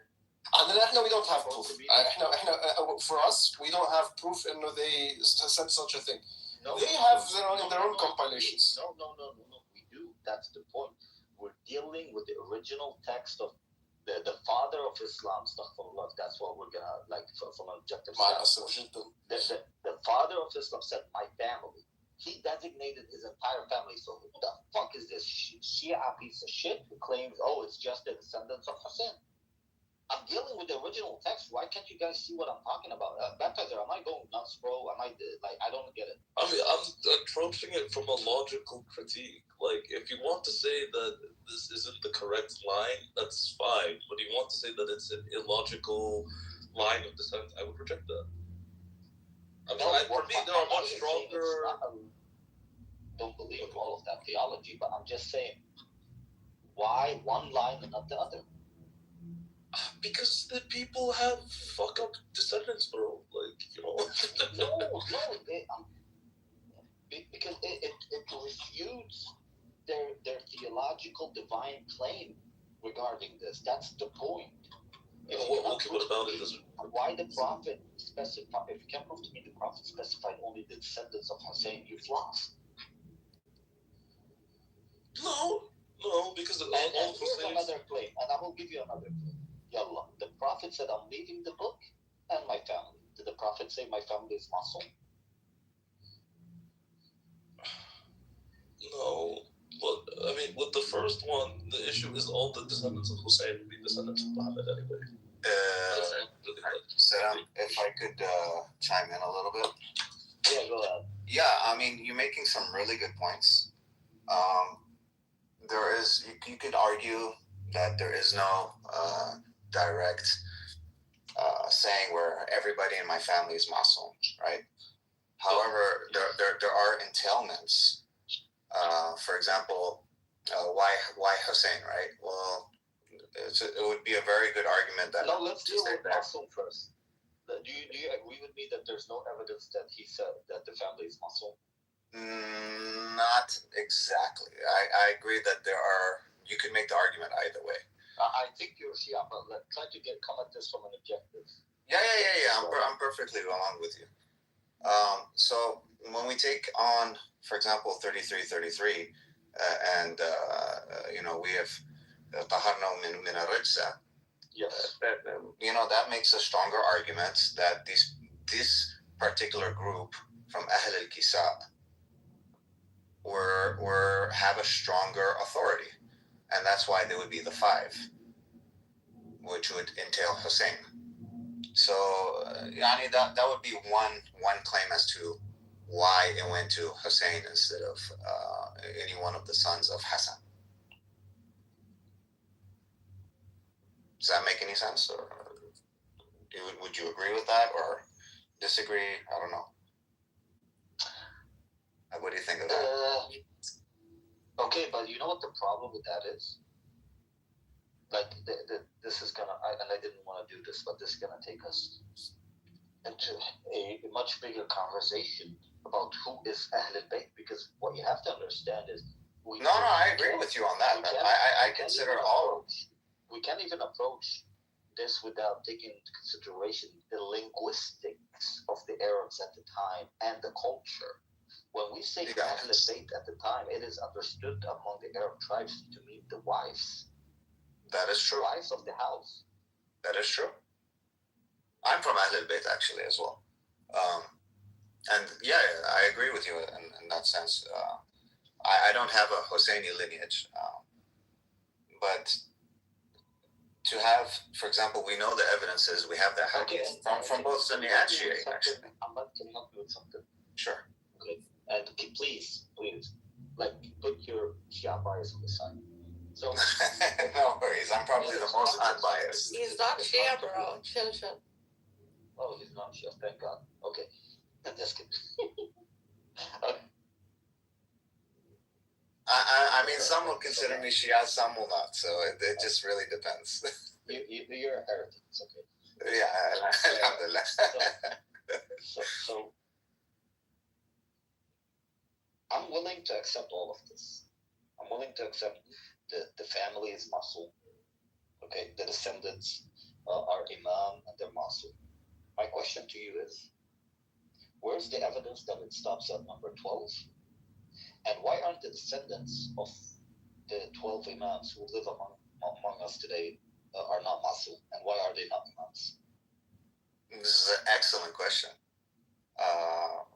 For those who accept critical history, then the 12 specifically becomes problematic as why it stops at 12. However, at the same time, when we go back and examine, we have within even just within Sunni sources, we have the narrations of the 12. So 12. When I was looking into this, can you I asked. I don't have it off the top of my head, brother. I'd have to look it up for you. Look it up, please. You don't know about it? Let's see. I have it in a. Ironically, I have it in a Shia book because they pointed it out. But so are you Shia, but the Shia don't consider you to be Shia because you have some different beliefs? Wait, so Muhammad, something like that. You don't think that the Prophet said in his hadith that there will be 12 khulafa or 12 imams who will in which the religion will remain aziz, so that يبقى الدين فيه aziz. You don't. No, I don't. No, that's there. That's there. That's what I'm saying. It's that is there. So that's the hadith you use as the evidence that you will have 12 imams, right? I don't make that argument, but that is one of the arguments. No, that is one of the arguments. That's what I'm saying. One of them. Okay. Cool. What is that hadith called? Can you explain it to me? I've never. في حديث عن النبي عليه الصلاة والسلام حديث صحيح. In English, I'll translate it as best as I can. It says that Islam will remain a strong religion until during 12 khulafa or 12 caliphs after me, and then after the 12th caliph it will start failing. There are many opinions regarding. Let's say 12 caliphs. I think in the hadith it says khulafa. It says khulafa. If it says khulafa objectively, we cannot enter this evidence. So it differs between none of those imams were khulafa. So it differs. Correct. No, some of them were, but none of them. Only Ali. And Hassan. Okay, two. Yeah, the idea is it differs between the Shia and Sunni interpretation, and the Sunnis have different interpretations between each other. Yeah, just to be clear, we also interpret it differently. The Shias will use this as evidence of their 12 imams.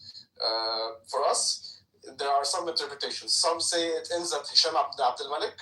Hisham ibn Abdul Malik is the Umayyad Khalifa, and some others say we don't know. Some others pick in a different order. It doesn't mean necessarily that they are all after each other. It differs between. They can't name more than 6 from the Sunnis. Sorry? They can't name more than 6 or 7 from the Sunnis. No, you can. You can. No, I can name it right now if you want. But it's basically starting from the Abu Bakr Siddiq until Hisham ibn Abdul Malik. By the way, after Hisham ibn Abdul Malik's death, the Umayyad Caliphate started to collapse. So it's like it could be like evidence. After that was Al-Walid, Khalifa Al-Walid, who we call Walid al-Fasiq. He's basically when he started ruling, the Caliphate started to collapse, and eventually, after a few years, the Abbasids took over. So, depending on how you count it, though, I personally don't know, but some consider it like that after Hisham ibn Abdul Malik.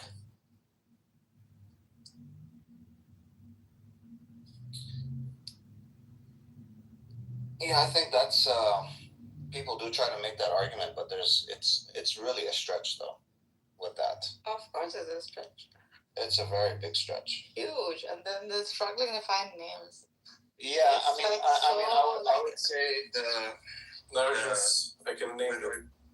When we're sticking within the Ahl al-Bayt, there's a much stronger argument, whether you're an Ismaili or a Zaydi or even a 12er. The only problem with the 12er is we reach to the Imam al-Muntadhar, who suddenly disappears. Either he was born and lived secretly and then died, or he wasn't born at all. Times that out actually.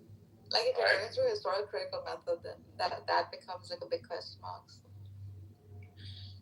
I think it's esoteric for you are the Mahdi, like live like one, etc. So this whole hiding business, I don't know. It's more like a message saying that live like us, and you're the 12, something to that effect.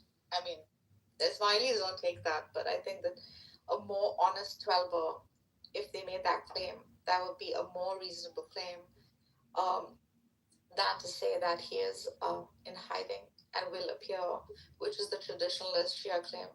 So, I mean, Modarisi has some good work on how the 12th, is really not the 12th. So. Muhammad, where are you from? Me? Yeah. I am in California right now. Are you Arab or South Asian? I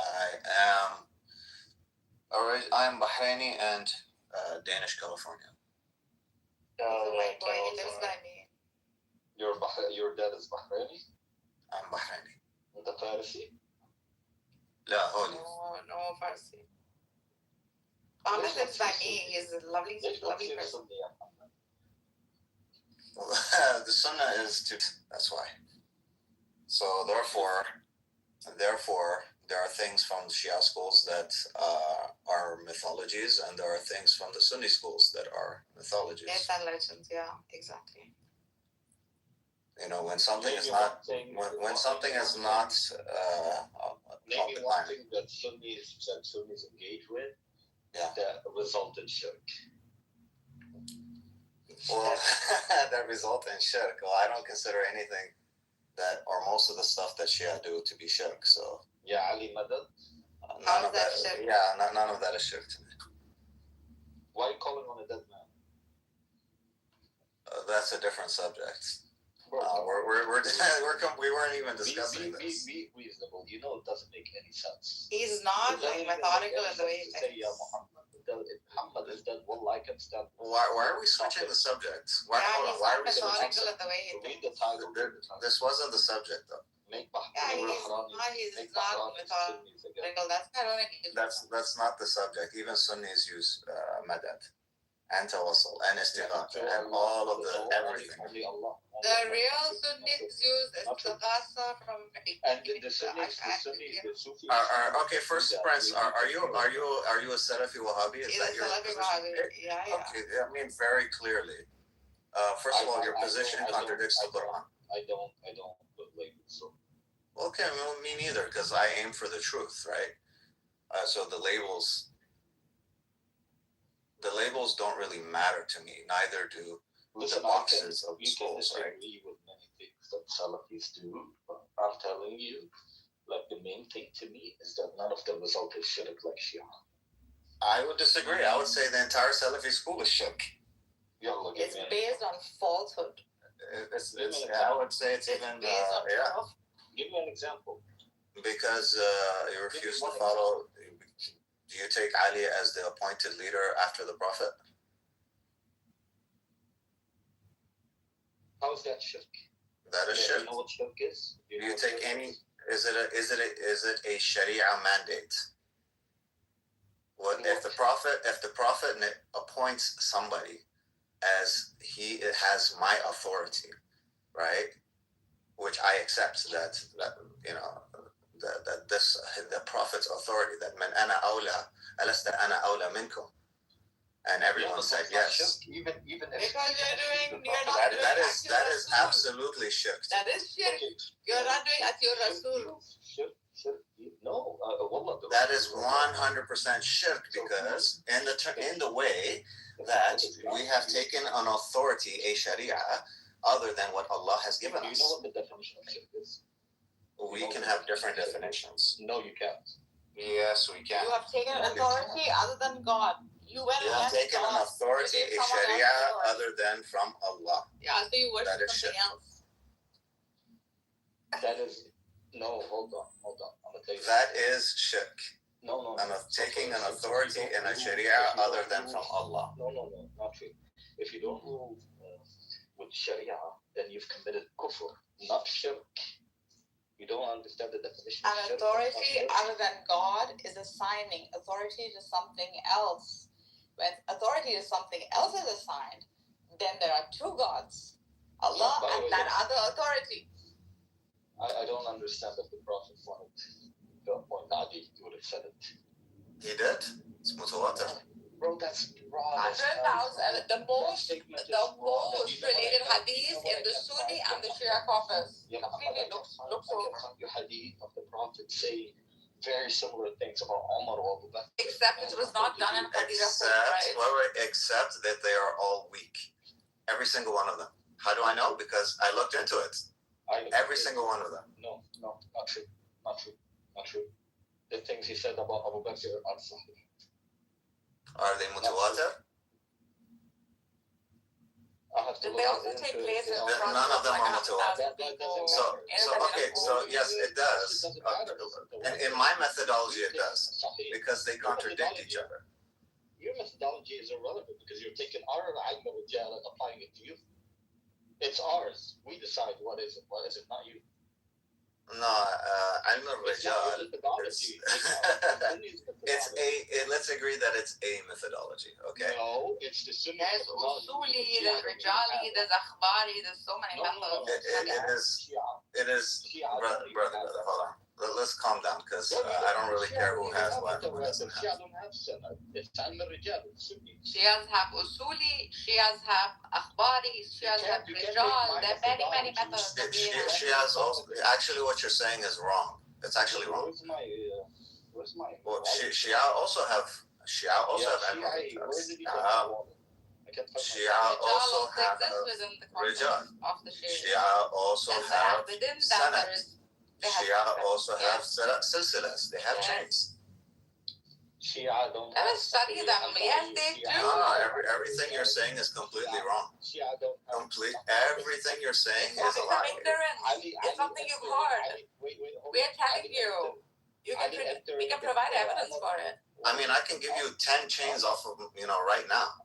Umar entering the house of Ali and breaking the rib of Fatima. Is that sahih? Yeah, look how he shifts the goalposts. He goes to a particular method to discussing principles.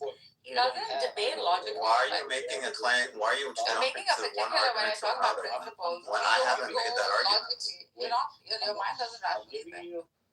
You're shifting your goalposts. You're shifting your goalposts and you're jumping from one subject. The Shia don't have Sahih Hasan al-Da'if. No, they don't. Yes, they do. No, they don't. Okay, it's Ali. It's They do. They use the usuli, akhbari, and rijali. Umar entering the house of Ali. It's a particular. It doesn't matter. It's extremely live. Bring me the evidence from the book right now. It says live. It's extremely live. No, go ahead. You have to. How do I know? Because there's only one witness. No. Hold on. Is there any of your scholars that sat down and actually graded all of your ahadith? No. Like Sahih and Bukhari or Sahih Muslim? They sat down and they graded, right? Yes, they do. Okay. Hold on, and let's not call them my scholars. They are just simply scholars from the different schools. Yeah, I'm not saying you in particular, like your groups. I don't claim them as my scholars. Hold on. It's very easy. Refute me right now. Bring that hadith from the book. I think it was in Al-Anwar. That particular hadith? Why should I bring that one? I agree with you on that one. He agrees with you. Are you deaf? I just told you. I agree with you that didn't happen. Majlisi. No. You said it was da'if. But more importantly, what he's asking you. Benny, trust me, they don't have Sahih al-Da'if. They don't. There is a method of gradation. Don't be a jahil. Okay, bring, show us the book where it says Da'if. Show us. It's Allah Majlisi's book. Yalla, bring it. Listen, Benny, this is what they do. They compile a whole bunch of hadith in a single book, and there's no da'if and sahih. And some don't even have isnad and they have isnad. They have sanad. The akhbaris take only sanad. Bro, these are all claims. This is sounding jahil. If you're an academic, nobody would Okay, bring it. Okay, why are you guys talking? Just bring it. Okay, just go get Al-Kafi and open it up and see if they have chains.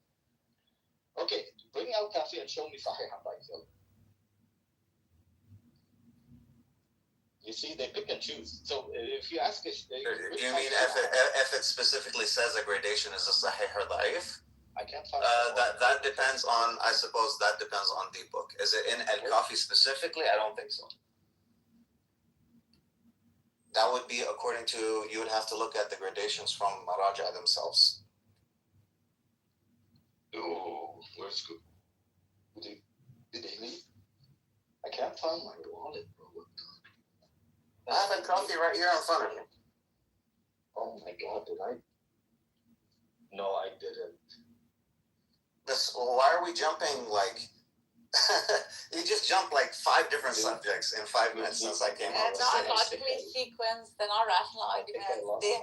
There's a mix of particular. Your original discussion was why the same. The moment I pick up like a lack of logical sequencing and the way a dialogue is, it's completely illogical. I completely back off. Because he couldn't hold his first argument. Yeah, he couldn't hold it.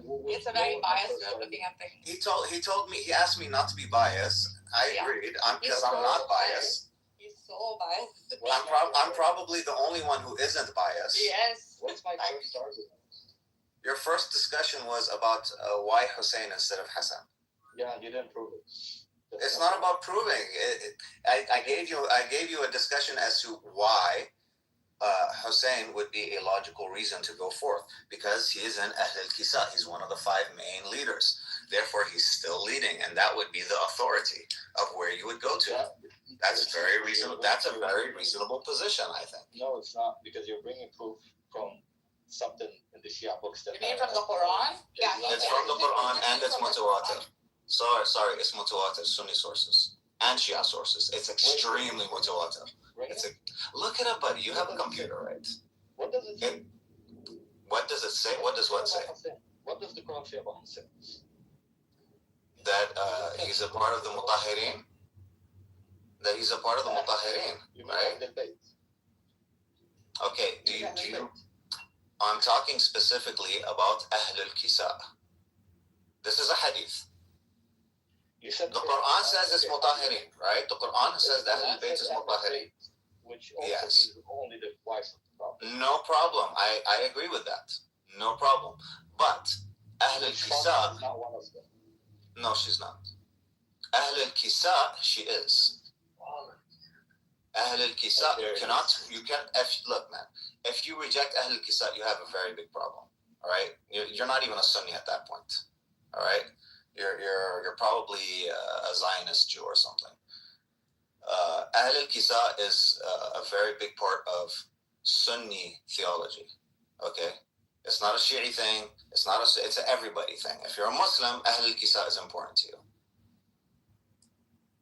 And Hassan, Hussein, Fatima, Ali are all part of Ahl al-Kisa. Ahl al-Kisa? I've never heard this term before.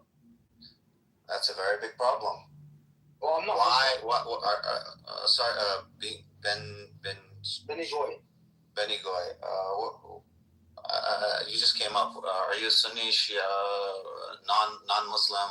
Non-Muslim. Okay. So the reason why logically, there's no sequencing. I stopped engaging a while ago because my mind doesn't take lack of sequencing. the reason why most Sunni, probably most majority.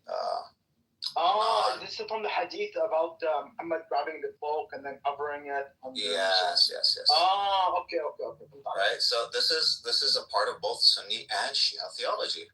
It's very strong. It has a lot of evidences for it. It has a lot of chains for it. But people want to dance around these things, and it's connected to the Quran. And so it produces a strong argument. No, it doesn't. It doesn't. How does it not? It doesn't. I'll tell you why it doesn't. And compared to what? Umar? And compared to what? Abu Bakr? Yes, there are many. No, they're broken. The chains that you're talking about Umar and Abu Bakr, they're broken chains. Or they go through a singular chain. Okay, it's like a singular chain. Ahad. Right? You know what's funny? You're using the methodology that the Sunnis developed and use it to convince us what it means, and it doesn't mean. It doesn't work that way. To us, it doesn't matter if it's mutawatir or not. Most of our hadith are not mutawatir. To us, what matters is da'if or sahih. No, that's wrong. That's wrong. What you're saying is wrong. It matters. What you're saying is wrong. You're lying about your own about the Sunni system. I have a question. You're lying about the Sunni system. No, you're right in that most of the hadith are not mutawatir. Do we follow those hadith or no? Yeah, but but hold on, Prince. It would matter on who you ask. Like this was the point of the contention with the Mu'taziliyah. Yeah, Mu'taziliyah, they only took Sahih mutawatir, right? Ya Habibi, Mu'tazila or nobody's talking about mainstream. No. Well, back in the day, they were mainstream Sunni. Ya Habibi, Mu'tazila was not okay, and they're gone. They were wrong. Yeah, they're gone now. But that's the thing, is that historically speaking, historically speaking, Mu'tazila is only a short period of time in Islam history. Yeah, but a pretty significant period of time under which, their methodology was significant. Sufis were significant in Ottoman. Sufis are still significant. They're still significant. Sufis are very that important. I'm talking about, the group that I'm talking about, you guys do this retarded shit where you go to a fringe minority and you want to apply it to mainstream. The point is, us as Sunnis, historically and today, No, the Salafi is the minority. we don't The look at majority hadith, Sunni position is whether or Ash'ari. not it's mutawatir, that's No. If it's mutawatir, there's even more legitimacy. But listen, if a hadith is mutawatir, it outweighs ahad. Okay? If a hadith contradicts, hold on, Prince. If a hadith is singular, ahad, you can take it, but it does not become. If it's not, you cannot force it to be aqidah. If you refuse to take hadith, Prince, don't say us Sunnis. Prince, don't say us Sunnis because you're not following a traditional, Salafis are very authentic small Sunni sect position. of Sunni Islam. Salafis are very small minority. Ask them if they refuse hadith. I challenge you. Salafis are not Salafis or Salafis. You're not Sunni. I challenge you to bring me a single Islamic scholar that says we refuse hadith or had. 90% of our hadith is ahad. No. He's not saying that they refuse ahad. He's saying that the ones that are mutawatir have more authority than the ones that are ahad. Yes, if they contradict each other. Listen, Prince, you're making a straw man. You're lying against me, huh? We take all hadith mutawatir and ahad as significant. Yes, they are. Listen. Yes, but the ones that are mutawatir have more legitimacy, more credibility than the ones that are ahad. It does. If they contradict each other, which one do you take? If they contradict each other, which one do you take? Mutawatir, of course. You have to take mutawatir. It is wajib. At that point, you must take mutawatir. Don't make abstract statements here, Nancy. Bring me the evidence that we have contradictory hadith. Listen, we have contradictory hadith. Oh my God. And in fact, Bukhari had. In fact, I'll lay another bombshell on you. Bukhari has over 1,000 hadith by somebody who was a liar. How about that bombshell? What's his name? Sahih al-Bukhari has over 1,000 narrations from somebody who was a liar and mudallis. Okay, bring it. What's the evidence that he was a liar and mudallis? What's the evidence? Is that all of the chain, all of the madahib, including the Malikiya and everybody that was with him in Medina, stopped taking from him when he moved to Kufa. Bring the name and bring the evidence that they did it. Look up Imam Malik and what he said about, what was his name? Yahya? No, not Yahya. The person who gave the chain for Aisha being 6 and 9. It's a fabrication. Bring the name, ya Habibi. Bring the name and bring the evidence from Maliki, from... Look it up. Look it up. I'm not going to do your homework for you. Look it up. Look it up. Really. And anybody listening. I didn't want to take and for anybody listening. Your whole religion will be destroyed. Everything Prince has been saying is fabrication. Destroyed. Get the fuck down, you Farsis. You're gonna teach us Islam. One is a Farsi in Bahrain who became Arabized, and the other one is a Persian perennialist. Bring the evidence. You made a lot of claims in abstract. Bring the evidence. Prove me wrong. Shit on me in front of all these people. Bring me evidence that Maliki said this guy has 1,000 hadith and he's a mudallis. What I said is that Maliki says we do not take from this person anymore. Hold on. What am I saying? Maliki said we do not take from him at this stage when he went to Kufa because his memory was no good. They gave him an excuse. But what is the reality? The reality is he's a mudallis. 2 minutes ago he was a mudallis. Yeah, he is a mudallis. Now it's about memory? Look, can you just You're full of shit. Wallah, you're full of shit. He wants to teach me how we Sunnis take our hadith. Habibi, Benny, don't make things you don't understand. Go ask any Sunni online, offline, go check the scholars. To us, mutawatir doesn't have more significance. As long as the hadith is sahih, ahad, or mutawatir, we take it. Period. No, but the mutawatir has a higher degree of significance than ahad. In fact, we say yes, but we still take it. No, nobody's saying you don't take it. Nobody's saying you don't take the ahad hadith. We're saying that the mutawatir has more legitimacy, more credibility than the. And dude, just think about it, man. If you heard something from one person, and you heard something from several people, I know, but obviously you're gonna take the one from several people as more legitimate. What does it matter if the outcome is the same if you're taking from both? No, because in the case of a contradiction, you would refer to the multiple sources.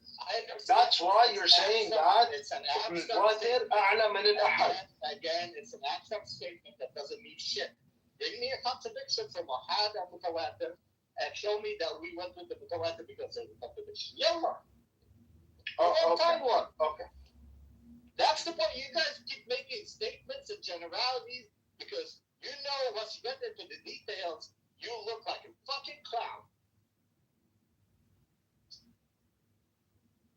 It's like a Qurani. Oh, if the hadith contradicts the Quran, that's why I take the Quran. Okay, bring me the hadith that contradicts the Quran. Nothing. I mean, there are, but I don't want to get it. Okay, bring them. Again, abstracts. They hide in the generalities. Because once we get to the details and I start dissecting, they look like a clown. Like Muhammad down there.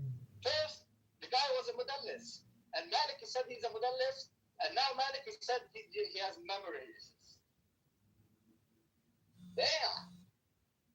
So fucking disingenuous. And no, Muhammad, you did not make the claim. You did not prove the claim that Hussein, that the Masums are from Hussein. You did not prove that claim. Because you can't. Your entire theology is fucking made up.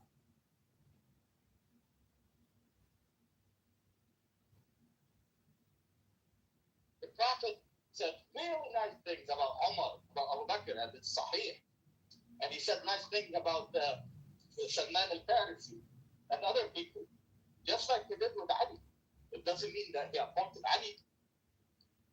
The Prophet can't speak, can't say clearly in Ghadir, Ali is the Caliph after me. He couldn't say that. He had to leave it, make a broad statement about his love for Ali instead of saying, make him the Caliph, the Khalifa. What a bunch of people. And I don't have a problem if he was the third Caliph, the Khalifa. It doesn't matter to me. It doesn't change anything in the core beliefs. But that's to you guys, because you guys' religion is just like the Jews. Oh, what a coincidence that they all follow Masums from a Persian woman. Yeah, subhanallah. Maternal, just like the Jews. Yeah, subhanallah. What a coincidence. Oh, rich to Ahl al-Bayt. He's talking about his wives. Ahl al-Bayt are the wives. That's how the Arabs understood Ahl al-Bayt. Even today, traditional Arabs, even at Bani Adam's shitty Syrian shows, when they say Ahl Bayti means my women, my wives, my daughter. Well, today it means some say include daughters, but back then it meant wives.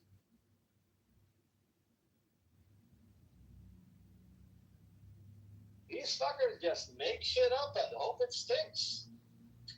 Niggas. Ya Ali is dead. I said it's dead. Fatma's dead, you're just like the Catholics. He stole from the Jews and he stole from the Catholics. Catholics don't pray for faith. Your saints are the Masum.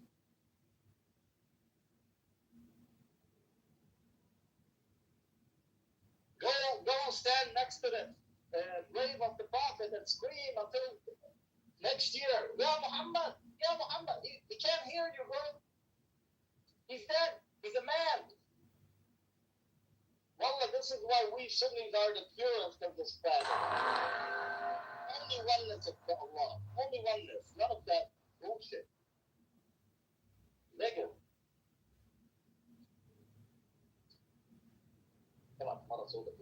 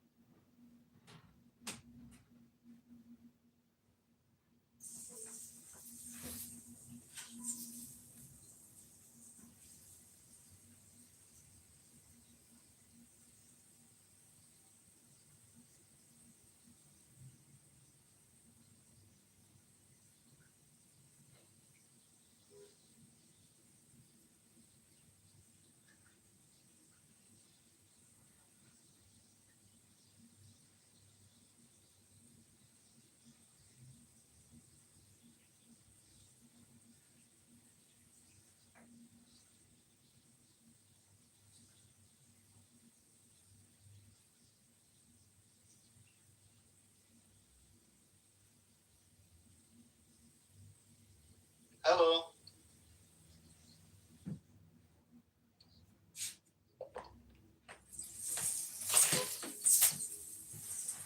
Hello?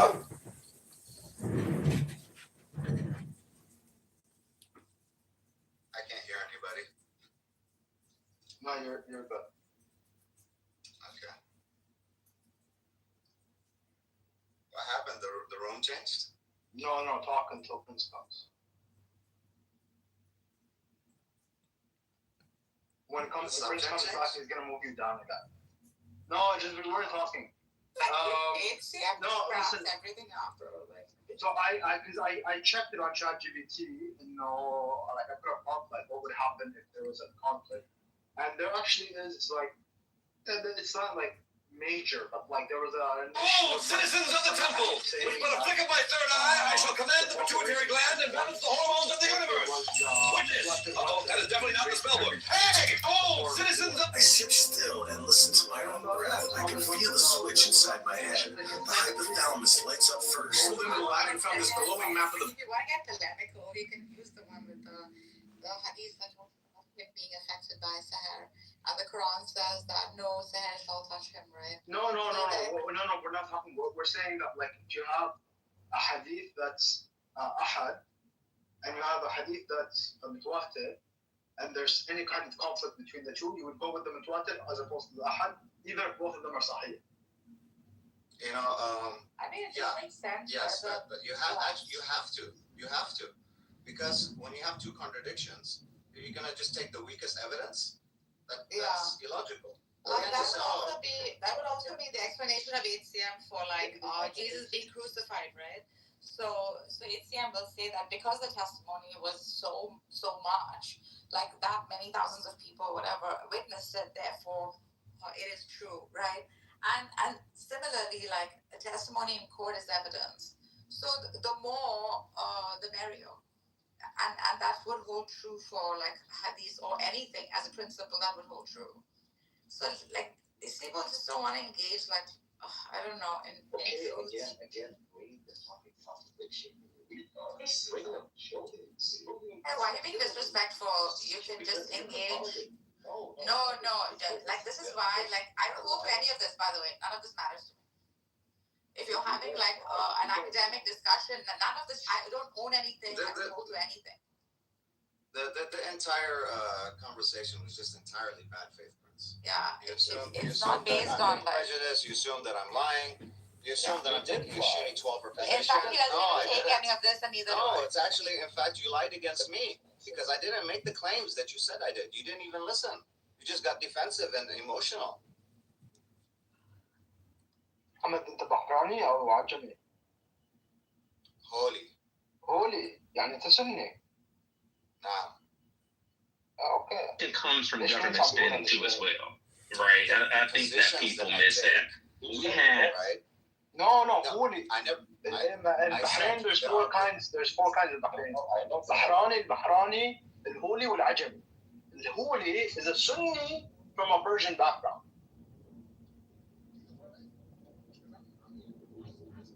Anyway, backgrounds are irrelevant in an academic conversation. I only care about the academics. This was supposed to be an academic conversation. But I told him I don't hold to any of these. Can you guys hear me? Hello? I mean, at this point, I'm not even sure if it's worth listening to. Yeah, bro. Oh, he's saying that. No, we can't hear you anymore. You went to I don't hear him. Spot.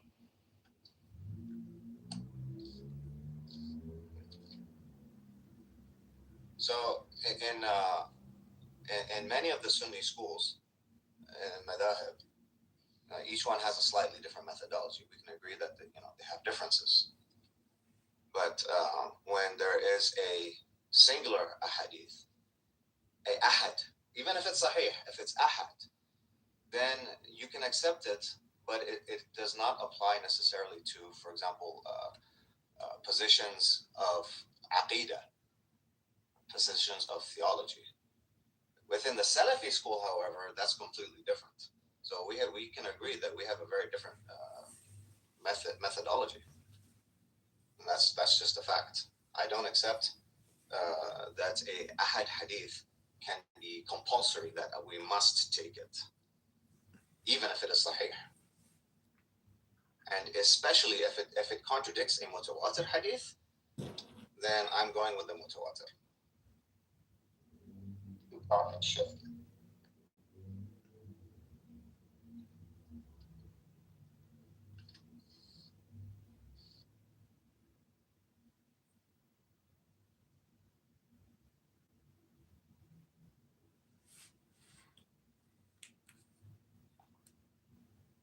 Took a fucking nap. I woke up and you guys are arguing in my ear, bro.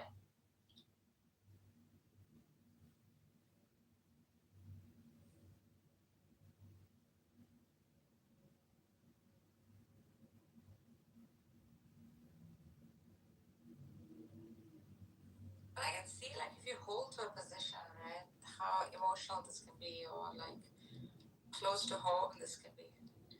If you don't hold to a position, it's much easier to sort of, And Prince, you wanted the evidence. I think somebody put it in the chat actually about the hadith that I was talking about. You can look it up.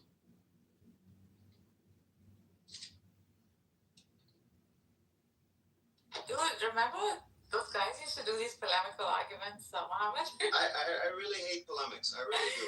They used to do this 24 hours, the Rafid and group and those. I hate all polemics. I learned all this from them. I didn't even know these existed.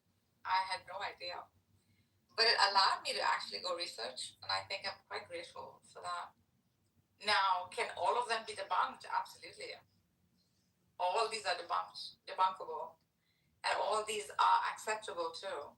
It's just eventually it ends up in like where you put your faith in and how you approach truth. If you're approaching it truly through like a rational means, through like credible sources, as much as we can get a hold of, then that is what I will accept, right? So irrespective of who's who and what holds what. Yo, Benny Adam. What's up, man? Hey, you're Orthodox. Yeah. Do you agree with me that you sometimes come upon somebody who's Orthodox, like Ludwig, who makes wild claims that are not within the faith or is not mainstream in Orthodoxy?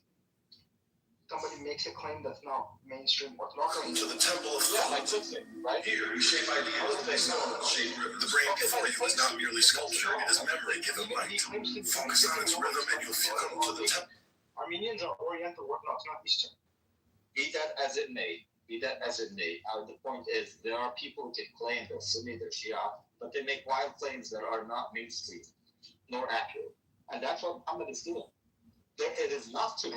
He didn't make any claims that are not accurate. It is not true that Sunnis reject a single ahad hadith. A single ahad hadith. We don't. No, he never said that they do. And again, he never said that they do. He said, no, in the traditional madahib, in the four madahib, okay, I don't know, but I'm not familiar with Hanbali. Best. Okay. Especially for Maliki, you don't hold a Maliki Shafi'i Hanafi. You don't hold necessarily that a singular hadith can be forced as the aqidah. You can accept it, but it does not become necessarily a aqidah. Who said it's who said hadith is aqidah to begin with? Are you crazy? You know what aqidah is? Bro, this guy could just throw words and think it's gonna stick because he argues, because he debates with non-Arab Muslims. Aqidah has nothing to do with hadith. Are you crazy? Yes, aqidah has nothing to do with hadith. No, it doesn't. It doesn't. Yalla, bring the proof. Yalla, bring the proof. Maliki and the Hanafi, the hadith is a part of aqidah. All right, it does have to do with it. Where are you getting it from them? Aqidah, but you claiming that hadith is the aqidah. You're making something else that I don't. Listen, bro, again. You do this shit. You do this shit. When you get pulled out, you move the goalpost. Why do you keep making stuff up? Okay, that's what I want to know. Did you or did you not stuff up about me? Did you or did you not claim that Anas bin Malik is a mudallis according to Malik? Anas bin Malik. Did you not? No. Yes. No. You fucking nigga. No, don't, and please don't curse. It's Ramadan, and I have my daughter with me. Okay, I have my children with me. Please don't curse. You did. No, that wasn't my claim. Again, you have a problem with that. There's 1,000 hadith. There's 1,000 hadith. Some yeah. It's a sampan, not a smack. One second. Hey, Prince, can you hear me?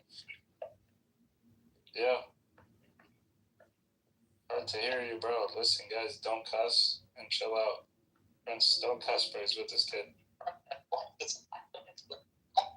We can't hear you at all. Bro. He said there's a Sahabi who has 1,000 hadith. Holly, do a reset on your point. You got to start over, brother. Sorry. Oh, no, man. Look, here's my whole point.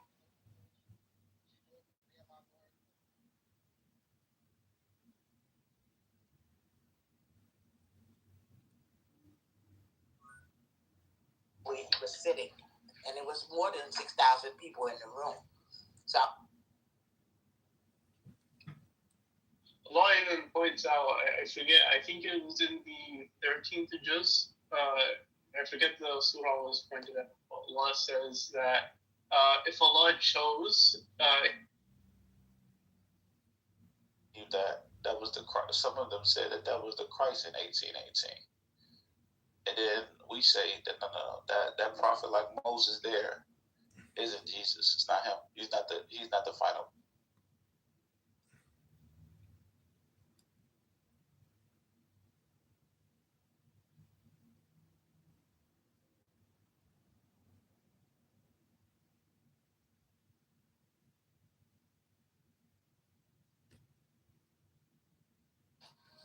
Hey, Mommy.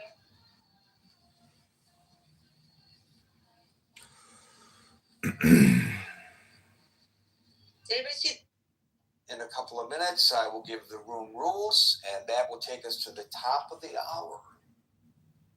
And Gary's opening salvo, which hopefully will encourage you to come up to the stage and join Alan and I here. Brian, welcome to the room. India, nice to see you. And India, welcome to the stage.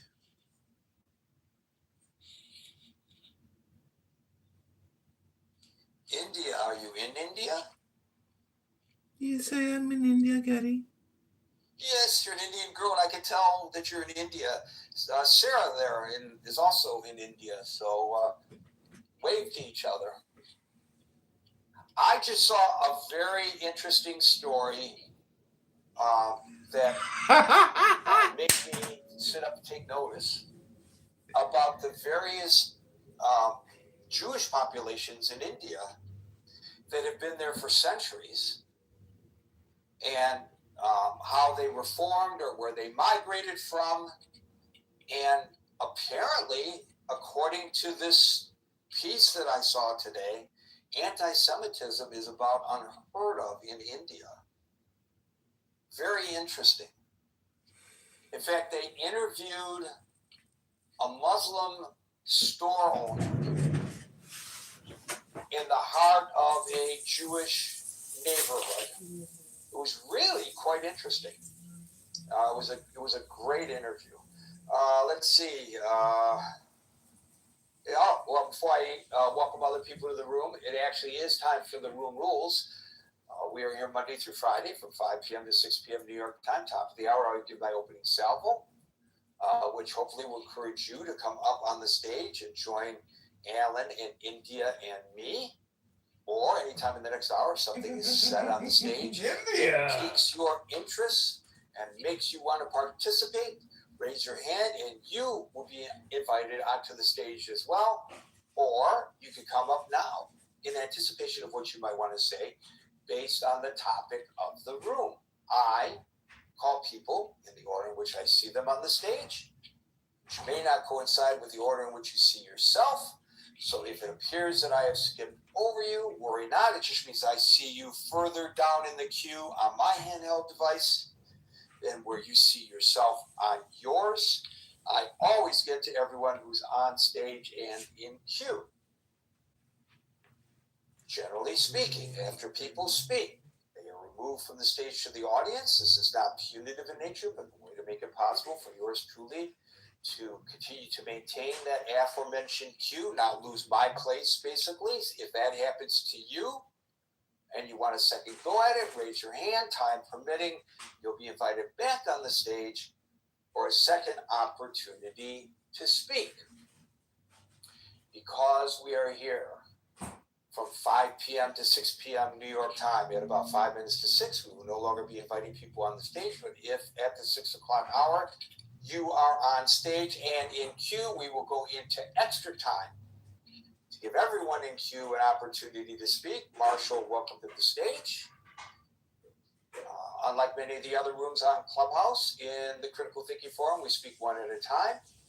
We do not interrupt one another. We treat one another with a degree of decorum and respect, even when we vehemently disagree.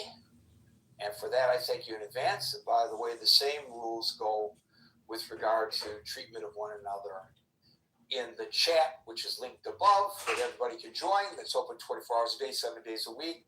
The main chat on Facebook Messenger. Today, I removed a number of comments because people were getting personal with one another. And we would rather that folks attack the the topic, the idea, rather than one another. And I have pretty much a zero tolerance for that kind of nonsense any longer. Okay. Also, if a moderator asks you a question while you're on the stage, please do not take this as an attempt by us to start an argument with you. It just means we have a question to ask.